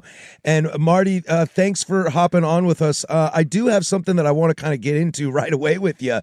We had this conversation during the Tijuana game because we hadn't seen you on the touchline. So my thought was, is it going to be a tracksuit? Is it athleisure? Is he going to wear a suit? Because I'm a suit guy. And then I saw a little bit of a sweater. But Chicago the other day, you were full suit. Tell me I'm going to get suit for the rest of the season. If I take the score from Chicago, probably I don't want to see a suit ever again. But said that, it depends a little bit on my mood. It depends. I like to wear a suit. I like to be a little bit more casual. But we'll see. We'll see what happens in the next game. Well, it looks good to me. So results be darned. I think you look fantastic in it. I know there's been a lot going on, and we'll get to the football, soccer side of it and everything. Have you had a chance? We always love to ask our guests about the city of Portland and any of their experiences. I know it hasn't been long, but is there anything you've seen about the city outside of the Timbers that you've started to enjoy? Definitely. So I think that it's not a big secret that I came weeks ago to meet the people in the club, to get to know the city. So it was just few days, but I came to just trying to understand what is the culture here, because for me it's very important, not just to what is in the club, but as well where I'm gonna live and if I feel connected to this or not. And I really enjoy it. I really enjoy the downtown. I really enjoy different neighborhoods. I'm trying now to get to know more. At the moment now I'm very close to the training facility in Beaverton, but I've been around the lake. I've been visiting in the few gaps of free time that we had. Try to learn more. But I'm excited because I know how beautiful it is, and I know that the nature, the landscape is amazing. So looking forward to know more. Martí, you've spoken about this before, but for our listeners that maybe haven't heard from you yet, why now for the move to Portland, the move to the United States, to Major League Soccer? You spent time in Scandinavia and England, and why was this the time for you to come over to take this job? Look, in a very honest way, it's because that's the place where I wanted to be. From all the options we had, and luckily enough, since last February we had different options, and during the summer, obviously, some things came up. For me, it was very important to understand the project, because I'm someone as a coach that I do believe that my best experiences, my best years as a coach have been always when I've been able to get the support to build something, which I think it's extremely underrated in football nowadays. But it takes time, and in that sense, I felt like what Merit has done, what this club has been since the foundation. I'm not talking about 1975, but I'm talking about since the MLS times. That shows that it has been extremely stable, and I felt excited about the project. I really like the identity that they are building. I like the squad of players, the roster, and the fact that the atmosphere in the stadium is probably the best in the country. That this is the soccer city in the States, plus the fact that the MLS it's just growing and growing. I felt very excited, and that's why we are here. You clearly are, very knowledgeable about the Portland Timbers, about soccer in this city and the history of it, right? What was that process for you? How, when this opportunity came up, was it research? Was it, what was the process of getting to know Portland, getting to know the Timbers, and then when you took the job, getting to know the team and getting to know the players that you were now going to be the coach of? I mean, it's a bit of, very personal experience, but the first World Cup that I remember, I was a kid, so I still remember the Italy 90s. But the first main World Cup that I remember watching all the games was the States 94. And from there, I remember then the MLS was founded, and then in 95, 96 is when the league started. It was just that summer that I went for first time to States. So I spent some time actually visiting Texas, but I was always curious about the MLS since the times of Valderrama. We had Stoichkov that was playing at Barcelona many years, and then he went to Chicago. I felt always very curious about the league, and definitely the growth that and the improvement in all senses, from the stadiums, from the level of players, from the quality of the games. I think that everything over the last years has just improved and improved.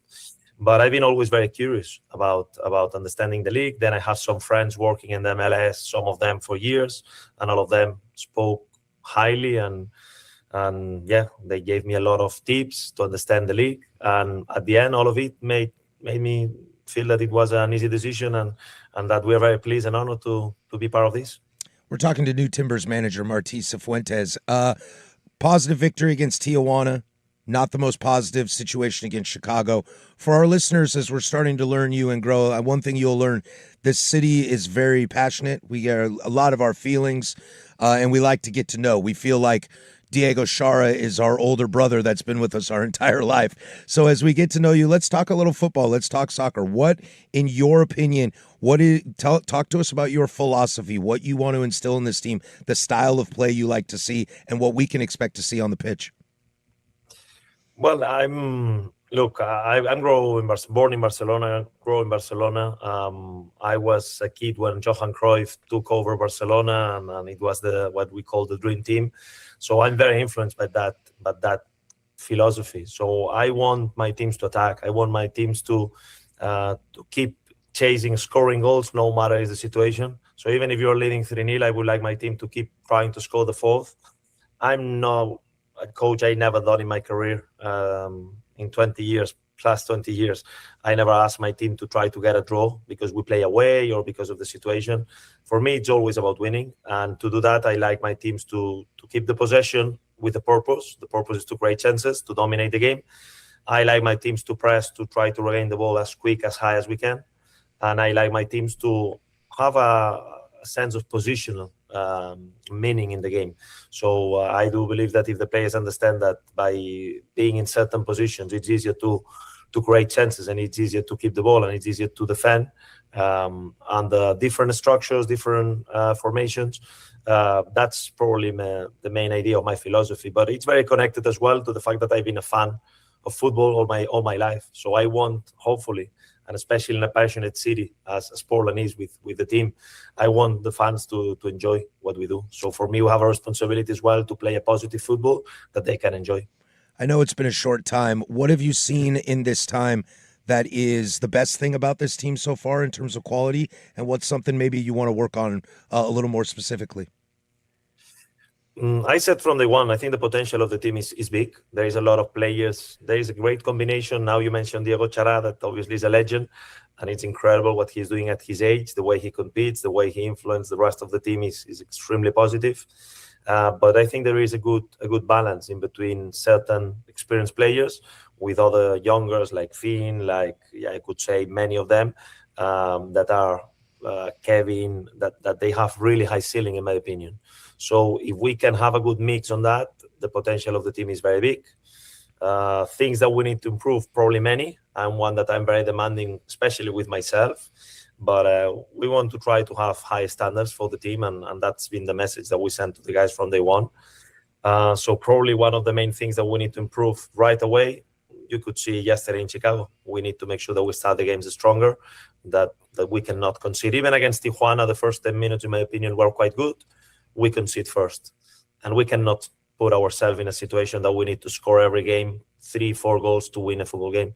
So we need to be better defensively, we need to have more clean sheets, and we need to start the game stronger. You mentioned your ideas of football, how you want your team to play.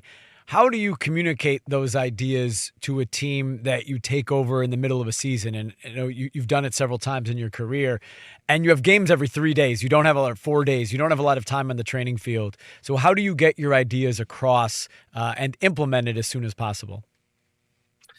Yeah, it's a process. As you said, I've been lucky enough to experience that in 4 different countries, actually.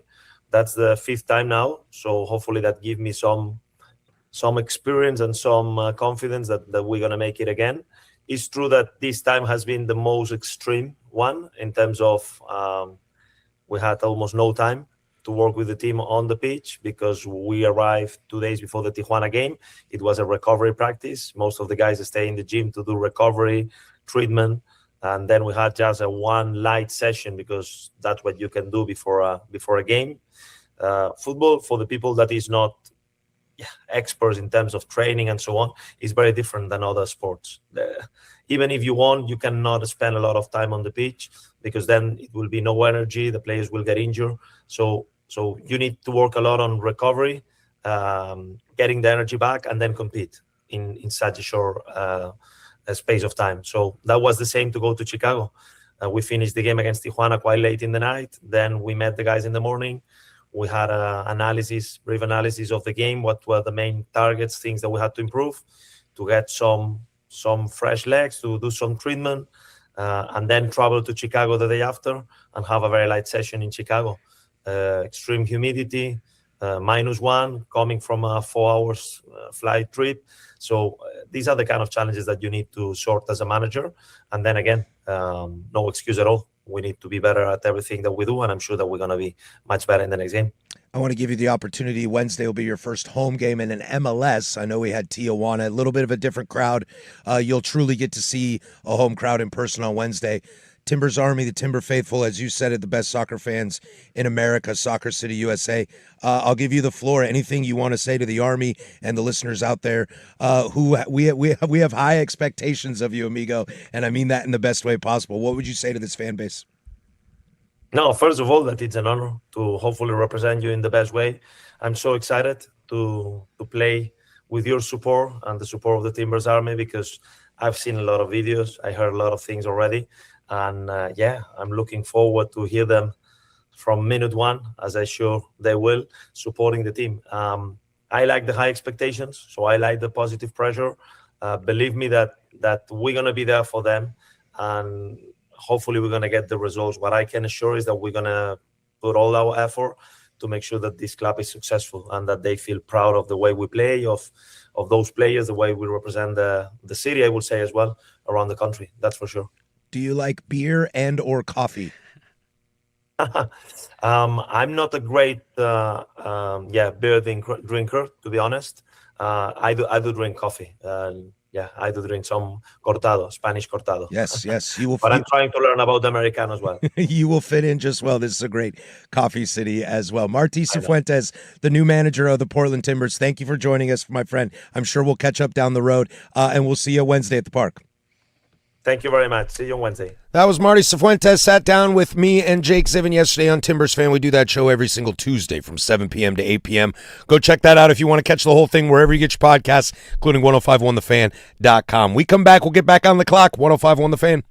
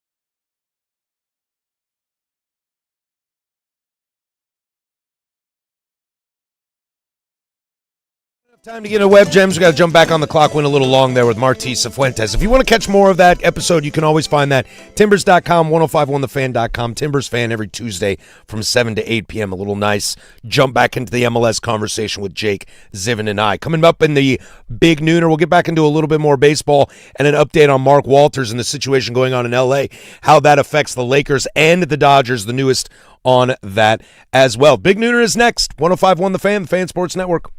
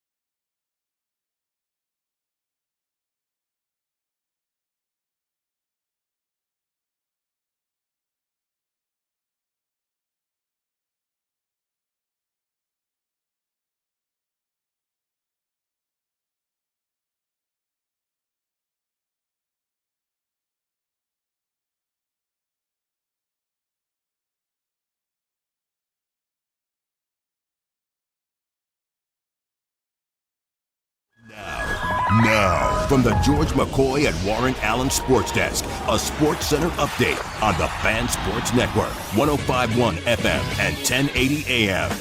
First on the Fan, some NFL news for you as New Orleans Saints running back Alvin Kamara is expected to be sidelined for at least a month due to a sprained MCL. Kamara is playing for the Saints this season on a reworked contract alongside newly acquired running back Travis Etienne, and his snap count could now be in question. Adam Schefter reports that the Seattle Seahawks are signing two-time Pro Bowl cornerback Trayvon Diggs to a one-year deal. Seattle still plans to sign former Lions cornerback Terrion Arnold, but he is expected to spend some time on the commissioner-exempt list. Chargers center Tyler Biadasz is out indefinitely after suffering damage to his ACL during the Chargers joint practice with the 49ers yesterday afternoon. Biadasz will meet with more doctors to get more clarity, but a severe hit to the Chargers offensive line, who struggled with injuries last season. The New York Giants are trading right guard Daniel Falele to the Jacksonville Jaguars for a 2027 late-round pick. Falele struggled in his starting role last season in Baltimore, allowing 30 pressures, letting up 4 sacks and 3 QB hits on the season. And finally, over to the MLS as your Portland Timbers are back in action tonight, taking on San Diego FC inside Providence Park. Kickoff set for 7:30 as you can catch all of tonight's coverage right here on 105.1 FM and 1080 AM when pregame starts at 6:30. And for more sports scores and stories in 30 minutes, I'm Casey Smith from the George McCoy at Warren Allen Sports Desk. Hurt, missing work? Insurance companies acting like jerks? Don't call your mom. Call George McCoy at WarrenAllen.com. The home of dirt and spray.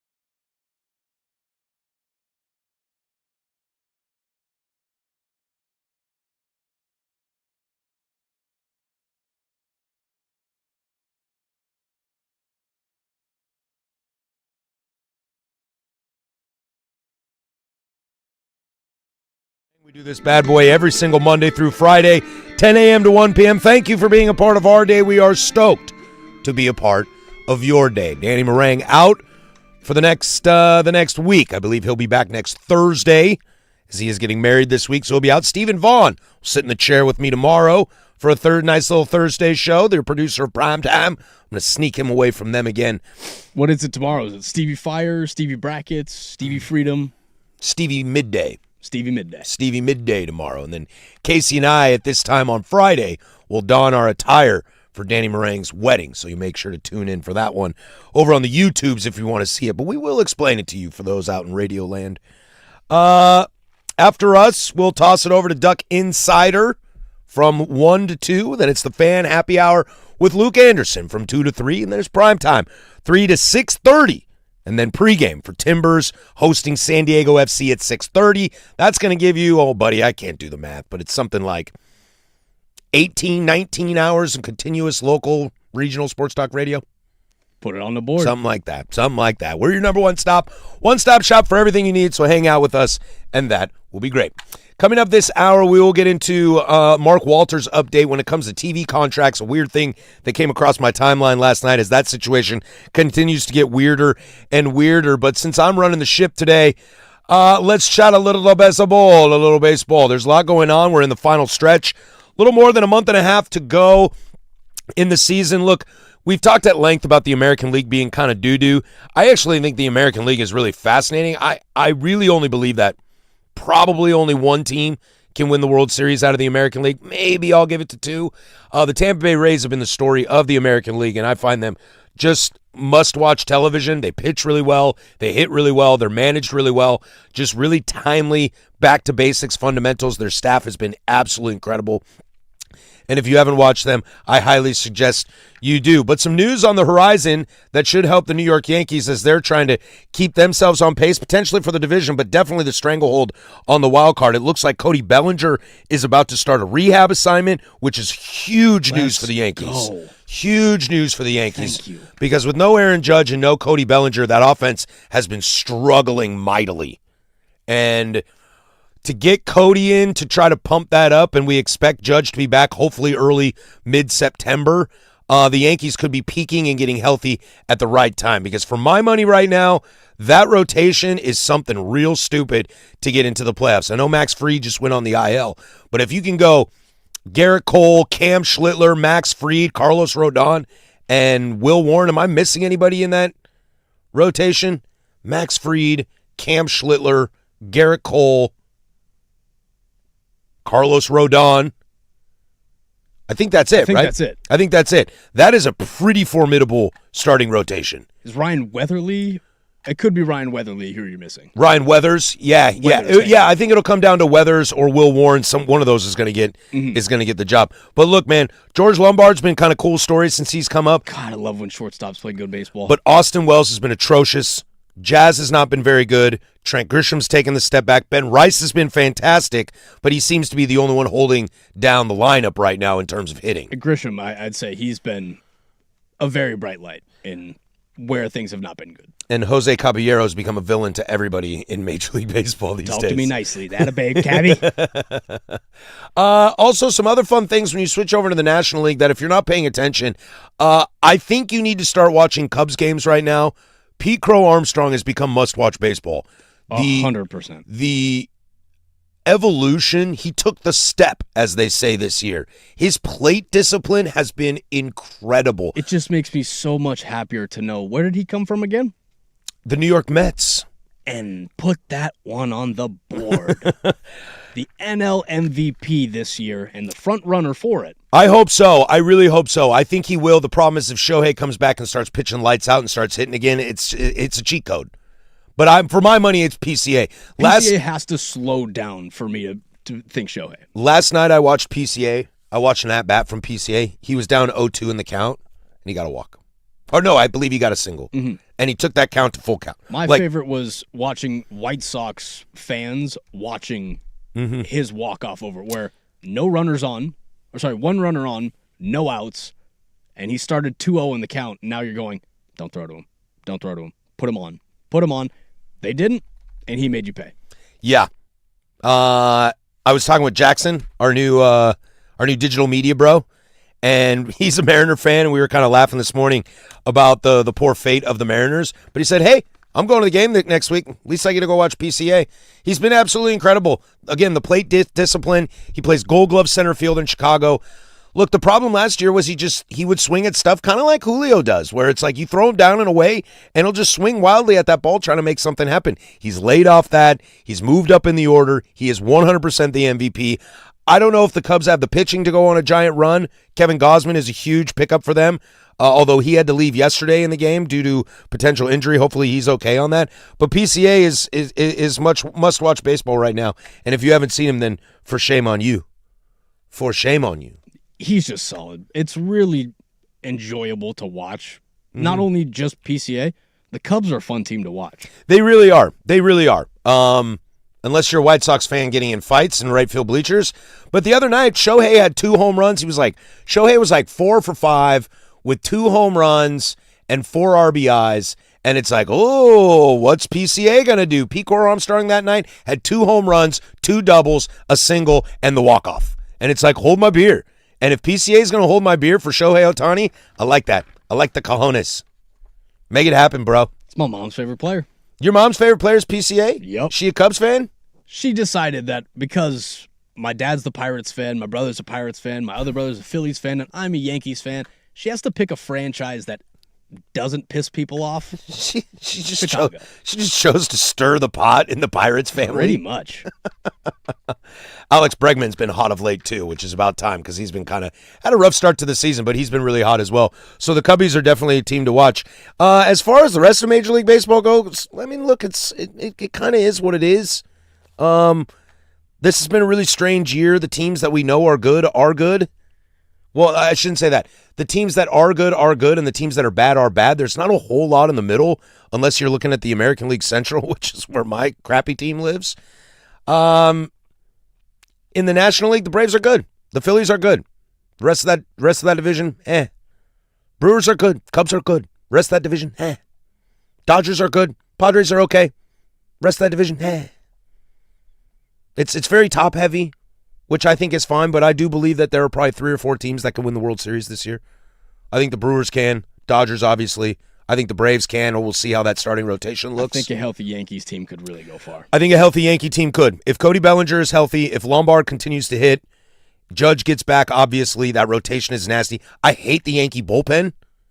Bullpen's not my favorite. But you might not need it. But you're getting, if you can get 5 innings out of your starters and then get to the 7th inning, the Yankees are in great position because their final 2 closer guys are nice with Bednar and whoever comes before them. And the Yankee bullpen is not the only issue in Major League Baseball for World Series aspiring teams. This bullpen right now is having some serious issues. Sugar Diaz cannot get anybody out. He can't get anybody out. Just went back on the IL with neck inflammation, which I don't know if it's a real injury. It feels a little bit like this guy's playing like doo-doo, so let's put him on the IL. Yeah, I want to say his ERA over the last 10 games is over 12. I believe you are correct. He just looks lost out there, you know? And this is why I'm always hesitant at the beginning of the year to just crown champions. Kyle Tucker's been terrible. 11.85 ERA on the 2026 season. We talked about Kyle Tucker yesterday. He's been terrible. Sugar Diaz just came off the IL, but he's been terrible since. Teoscar Hernandez is MIA on this squad. Okay, Andy Pajes has been the one holding this together. Will Smith has been hurt all year. Tyler Glasnow has been hurt all year. Blake Snell's been hurt all year. If they don't have this bullpen and they're losing guys left and right, I don't know if the Dodgers are my clear-cut favorite to win the World Series right now. Right now, for me, it's probably the Brewers and the Rays.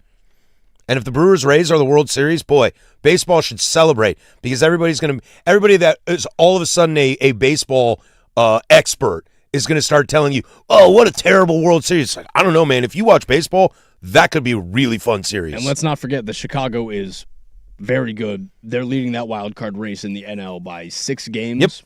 And they're going to be a really hard team to beat down the stretch. I agree. It should be a lot of fun to get to. When we come back, a weird situation in the desert. Can we just assume things? Or is something else real serious going on? We'll go to the desert next. 105.1 The Fan. The biggest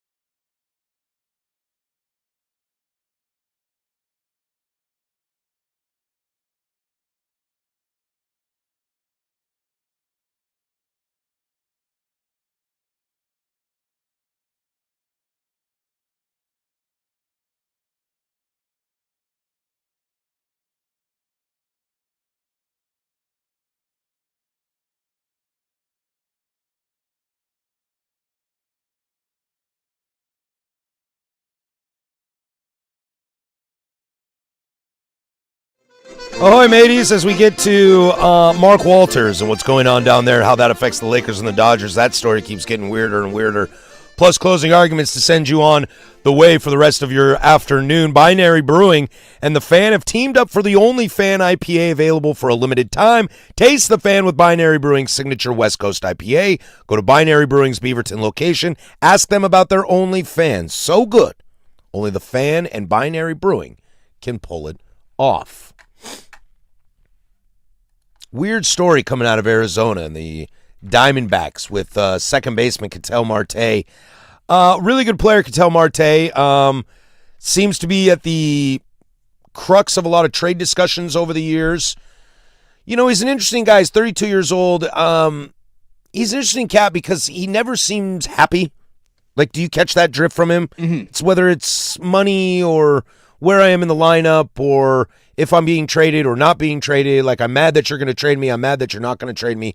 Well, he no-showed the other day. Yeah, and you could see it in his game. He plays with a lot of fire. He does. He does. And baseball is the kind of sport that you can get a lot by playing with a lot of that fire. You can get a lot out of that.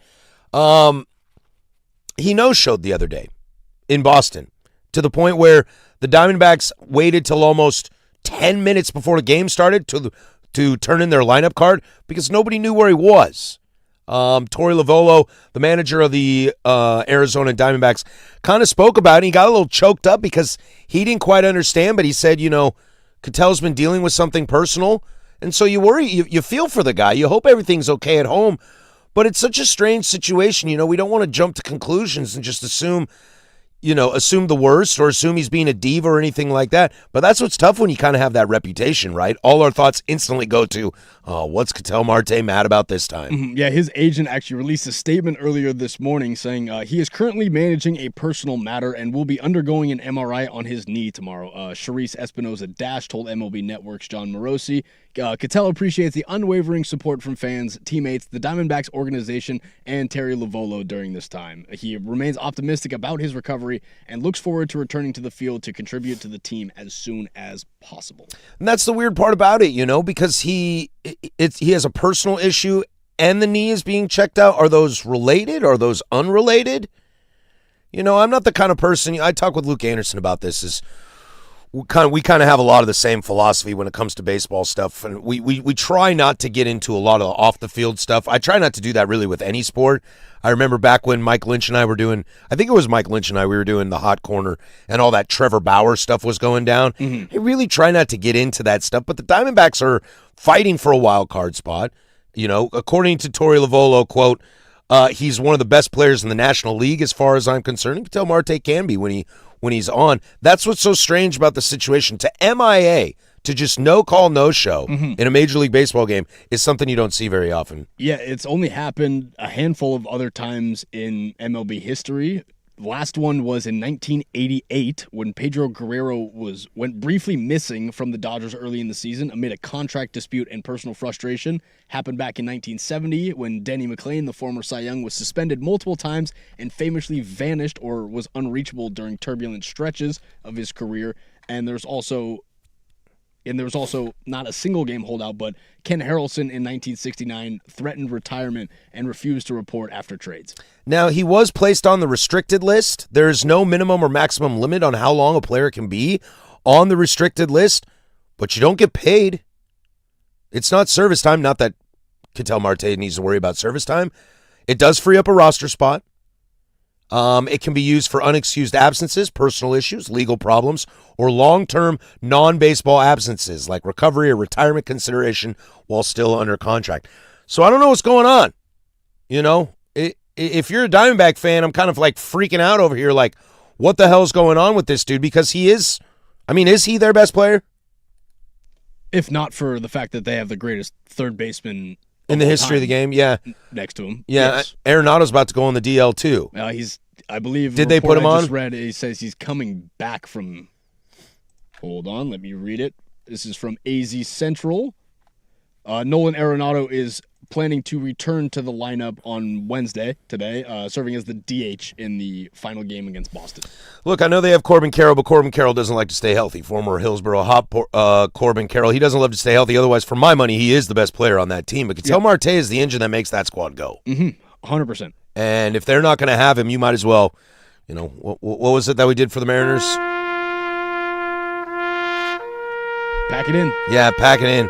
Just a strange story. You rattled off, the last time this ever happened, and I was trying to think my brain. I can't think of another time that someone just went off the grid. It hasn't happened in nearly 30 years. Yeah, going off the grid is a scary thing. Nearly You remember 40 years, I should say. You remember that guy for? Thank you for dating me because it was in the 80s. You remember that guy for the Raiders, the offensive lineman before the Super Bowl? Oh, you don't remember because you were 1 year old. But in 2002 in the Super Bowl, I think it was 2002. Yeah, offensive lineman for the Oakland Raiders, dude just went MIA before the Super Bowl. And he's like had some massive mental health issues that he was trying to overcome and deal with, which is just a sad situation. But yeah, he just didn't show up. Yeah, Oakland Raiders All-Pro center Barrett Robbins went missing for nearly 24 hours the night before Super Bowl. I'm not doing that Roman numeral. It's 2003. The 02-03 season. Yeah. I remember that, and it's just kind of scary. You're just like, whoa, is everybody all right? Look, and this is where you got to remember, being a professional athlete is really cool and all, but there's a lot of stuff that go into it. What have we heard all offseason with Dante Moore? Working on his mental health, using golf game to get his brain into a better spot because there's a lot going on up there. There's a lot of pressures, whether you're Dante Moore as an amateur, quote unquote, or Ketel Marte, who's a multi-time All-Star and makes good money in Arizona and is a key factor of that team winning. It doesn't really matter. Like it can hit you whenever it hits you. And I guess, I've never been the biggest Ketel Marte fan, but I do hope for him and his well-being. I'm always on Ketel's side. He's a stud. The second basemen are very overlooked in terms of MLB history. That's true. That's a dude who's been doing it for 5+ years. That's true. We come back, a little more update on this Mark Walters story coming out of Los Angeles. He is the owner of the Los Angeles Lakers for now, and the current owner of the Los Angeles Dodgers. A new development in this story as he is trying to circle around and figure out where he can get some money. This reeks of a little bit of desperation, and I'd be very, very concerned if I'm Major League Baseball, and hopefully the sale goes through because the NBA can wash their hands clean of that. That's lowercase over there. He's got sports. Now, from the George McCoy at Warren Allen Sports Desk, a Sports Center update on the Fan Sports Network, 105.1 FM and 1080 AM. First on the Fan, some NFL news for you as New Orleans Saints running back Alvin Kamara is expected to be sidelined for at least a month due to a sprained MCL. Kamara is playing for the Saints this season on a reworked contract alongside newly acquired running back Travis Etienne, and his snap count could now be in question. Adam Schefter reports that the Seattle Seahawks are signing two-time Pro Bowl cornerback Trayvon Diggs to a one-year deal. Seattle still plans to sign former Lions cornerback Terrion Arnold, but he is also expected to spend some time on the commissioner-exempt list. Chargers center Tyler Biadasz is out indefinitely after suffering damage to his ACL during the Chargers joint practice with the 49ers yesterday afternoon. Biadasz will meet with more doctors to get more clarity, but a severe hit to the Chargers offensive line who struggled with injuries last season. The New York Giants are trading right guard Daniel Falele to the Jacksonville Jaguars for a 2027 late-round pick. Falele struggled in his starting role last season playing guard for the Baltimore Ravens, allowing 30 pressures, letting up 4 sacks and 3 QB hits on the season. And finally, over to the MLS as your Portland Timbers are back in action tonight, taking on San Diego FC inside Providence Park. Kickoff set for 7:30 as you can catch all of tonight's coverage right here on 105.1 FM and 1080 AM when pregame starts at 6:30. And for more sports scores and stories in 30 minutes, I'm lowercase from the George McCoy at Warren Allen Sports Desk. Hurt, missing work? Insurance companies acting like jerks? Don't call your mom. Call George McCoy at WarrenAllen.com. The home of the Fan Happy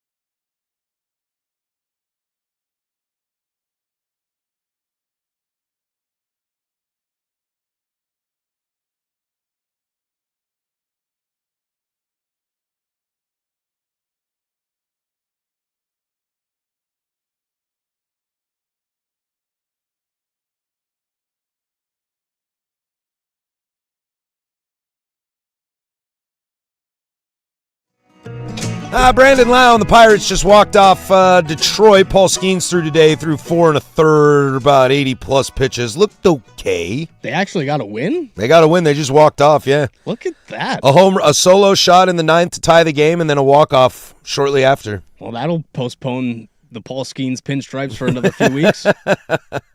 Look, Casey, get your S together and quit trying to poach. You don't need Paul Skeens. Didn't need A.J. Burnett or Garrett Cole either. Yeah, that's true. Garrett Cole's quite nice now, though.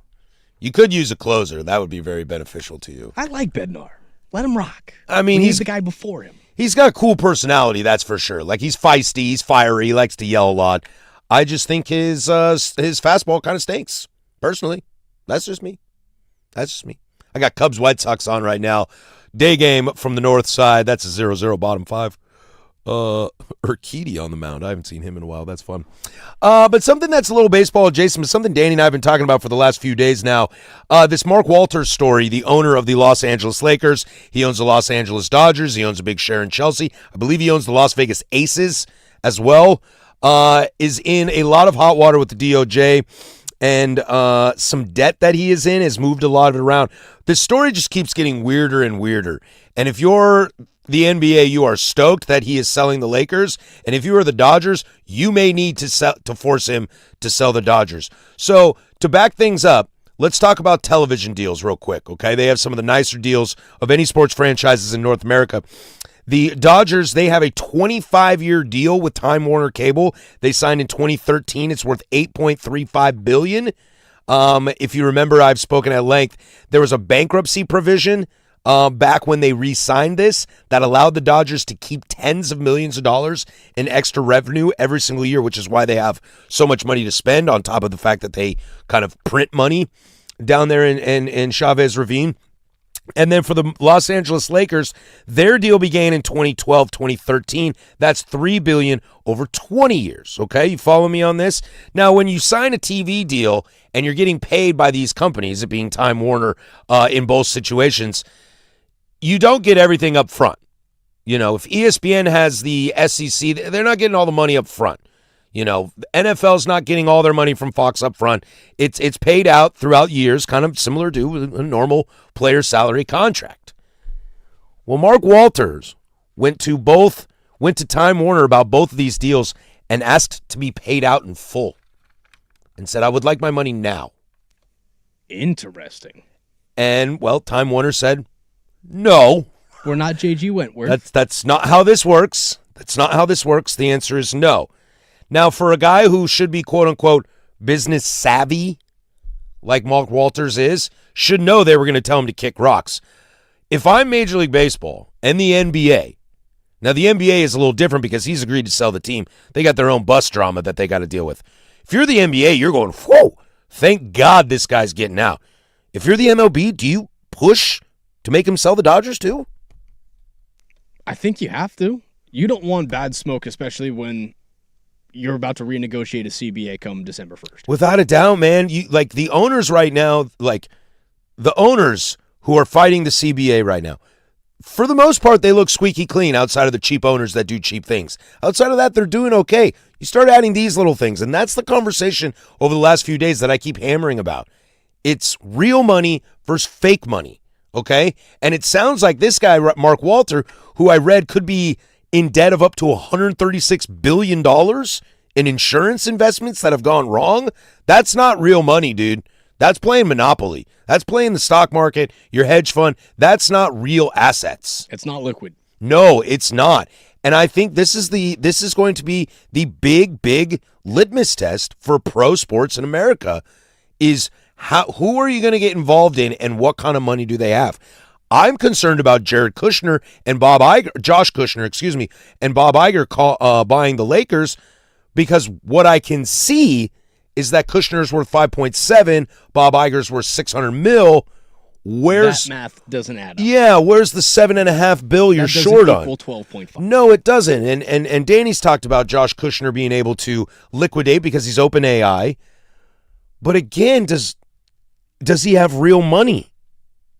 I don't know that answer because right now it looks like Mark Walters has no real money.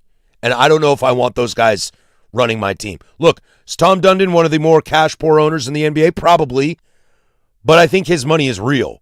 Panda Express, their money is real. Shield Tile, mom's money is real.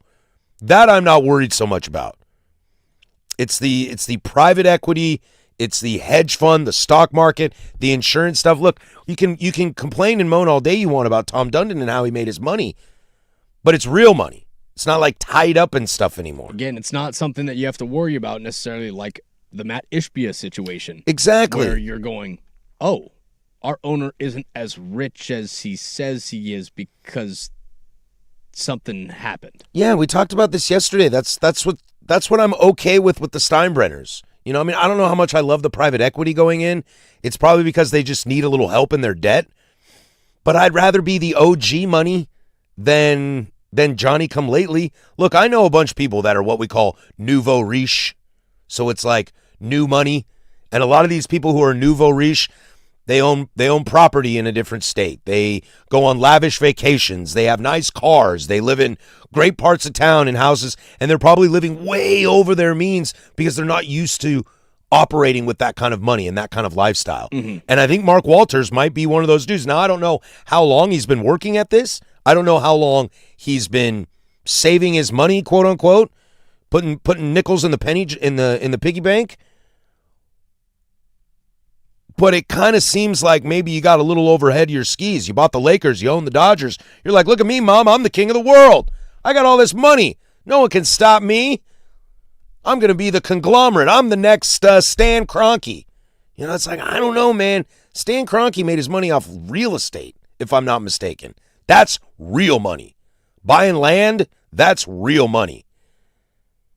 And if you're new to this game, if you're new to all of a sudden a bunch of money being dropped in your pockets, you start making poor choices.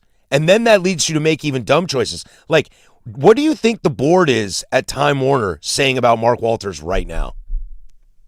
This dude's not doing good. Yeah, this looks bad. This looks very bad. Like, he's probably the butt of some jokes behind closed doors. Like, oh, God, the wife wants me to go to Tahoe this weekend, and I don't want to go to Tahoe. It's like, well, at least you're not broke like Mark Walters. You know, like, you're going to do that. And for the guy who owns the Lakers and the Dodgers, they're making fun of you, bro. Like, you're the butt now.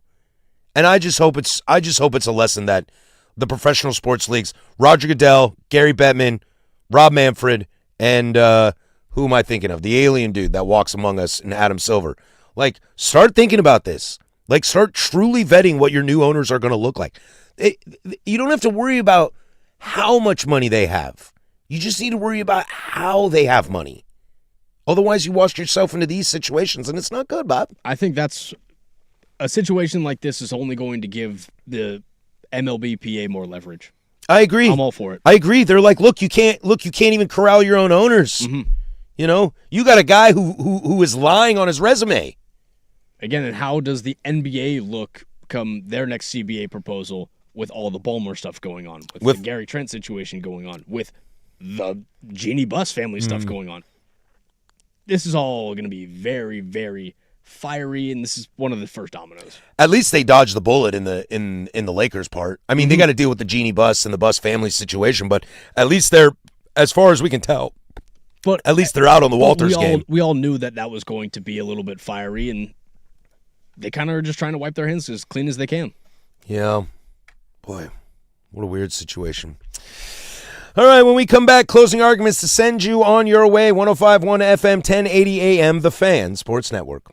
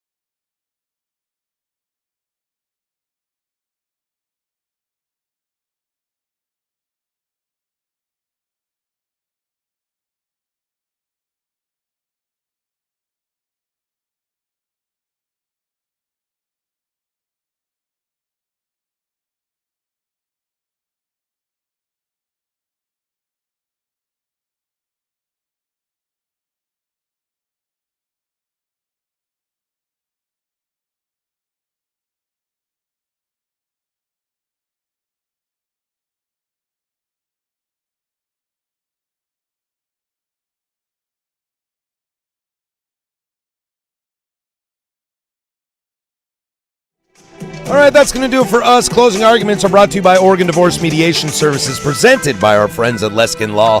For more information, visit leskinlaw.com. Coming up on the program tomorrow, it is a 10 Toes Down Thursday. Stevie Midday will be in the chair to my left, so I'll have a little bit of fun with him. I want to have some conversations about pressure on coaches in college football. Might lean into some college football tomorrow, as we didn't do any today. Can you believe that, Casey? We didn't football a lot. We didn't. No. I mean, I couldn't help but football a lot, but hey, I mean, we kicked it around a little bit. So I'd love to spend some time in football tomorrow. We'll also say an adios to LIV because they are not LIVIN anymore.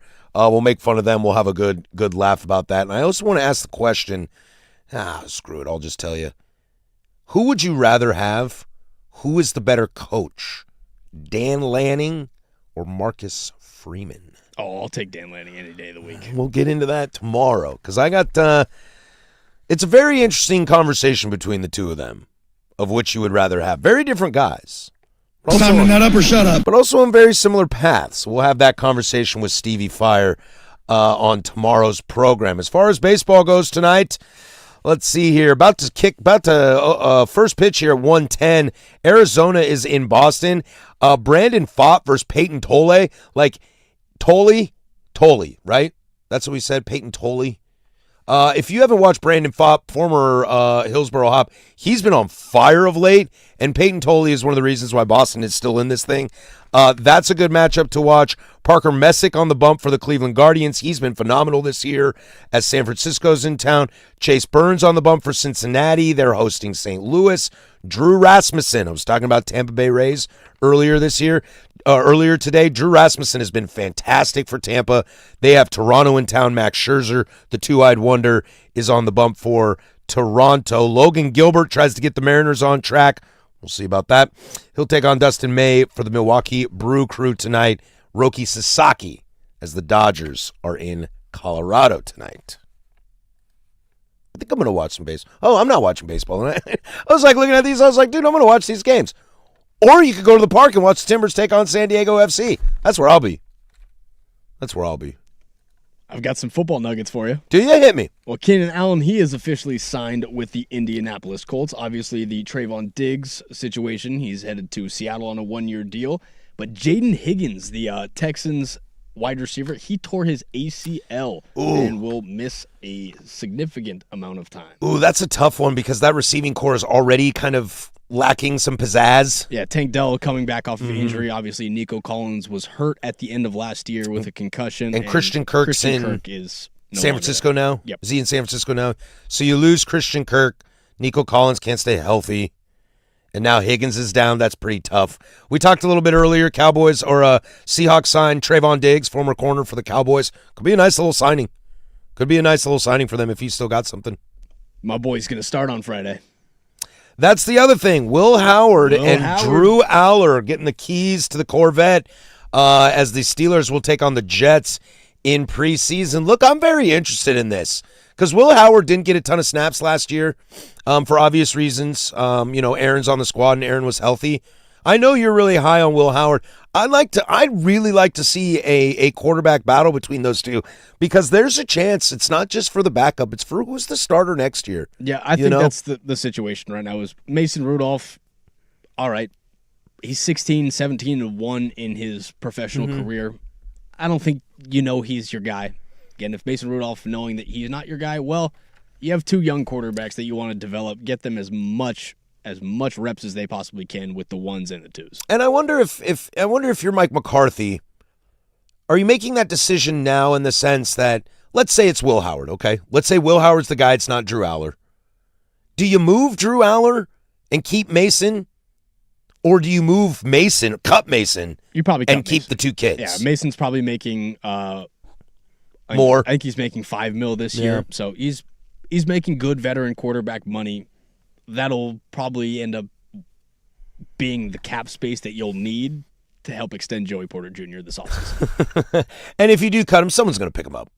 Yeah, he's 16-17-1 in his professional career with the Titans and the Steelers. The Yeah. rosters for those teams have not been very talented under Mason Rudolph. No, but he's a super solid backup to have on your squad. He's a smart guy. He listens. He can come in on a pinch. Just don't let Myles Garrett near him. Mm-hmm. That's the only thing you got to be weary about. He's not going to L.A. That makes me giggle. Alvin Kamara, his MCL is a bum. He's out for a month. That stinks, dude, because I'm very curious about this New Orleans team. I don't know how much Alvin Kamara has left in the tank or how how Kellen Moore wants to use him, but I'm very intrigued by this New Orleans Saints team. Look, I don't think they're going to be good. I don't think they're making the playoffs, but if you had to look at all the teams in the NFL who didn't make the playoffs last year and might this year, I think they might win the division. I mean, Tyler Shuck was pretty solid last year. Again, had a very good, strong end to the season, and you played 7 games with Spencer Rattler. Agreed, and Spencer Rattler is not the answer. Nope. Not the guy. I am not ready to write off the Carolina Panthers in that division. I think they got a lot of talent. It's Bryce. It's can Bryce do enough to keep them going? Because I'm not sold on the Falcons. They had a lot of injuries this offseason. A few defensive players went down. Chris Brazell, their wide receiver out of Tennessee, he went down. Xavier Legette, he's gone down. So I'm very wary on this Carolina team. The Falcons, I don't trust the quarterback situation. I don't trust the roster as a whole kind of situation. They nice pieces. Nice pieces. I think they're going to be probably the most interesting team out of that division because the quarterback situation is so up in the air, but they are loaded with talent. I mean, Bijan Robinson, Drake London, Kyle Pitts. It's nice. Those are weapons. That's weapons. Those are probably the best weapons of anybody in the division, are they not? Yeah, probably. Yeah. And then Tampa Bay seems to be going the wrong way. You know what I mean? Baker Mayfield says that they're going to shock a lot of people. I hope so. I hope, Baker, but I don't see it. Baker fans on this program, I don't really see it either, but I hope so. Welcome to Pittsburgh, pal. If you want to come here, come here. No, I think you guys are going to stick with one of those kids. I think so, too. I really do. Shedeur Sanders not feeling pressure about Brown's QB decision. Is it because he's the best of the worst? Like, what does Shedeur have to worry about? He's probably getting the starting job, right? Yeah, because you don't want to have to pay Deshaun all that money. Yeah. I mean, you're going to have to pay him anyway, but like... You're having to pay him a lot, but again, if he's not making the 53 man and you want to just go, all right, Dylan Gabriel's the backup and Shedeur is... I don't know. The Browns are in a very bad position right now. I agree. It's going to be pretty gross. Let's see. Billy Edwards Jr. is going to start for QB for North Carolina University against TCU in Ireland. Can't wait to see some Carolina peeps in Dublin trying to. We come over here and we drank your beer and your beer tastes funny. Why does your beer taste funny? I would love to see some like Appalachian crazy North Carolinian in Ireland trying to have like a drunken conversation in a bar room. I would like to just sit and watch that. Yeah, I think that would be fantastic. I don't know if this kid's any good. We'll see. But it would be nice to be a fly on the wall during that game. Yes, very much so. Very much so. All right, that's going to do it for us. We'll catch you tomorrow. Closing arguments are brought to you by Oregon Divorce Mediation Services, presented by our friends at Leskin Law. For more information, visit leskinlaw.com. Oregon Divorce Mediation Services, the alternative to divorce court. See you at the park tonight. For Casey Smith, I'm Patrick Harris. Go do something I would do.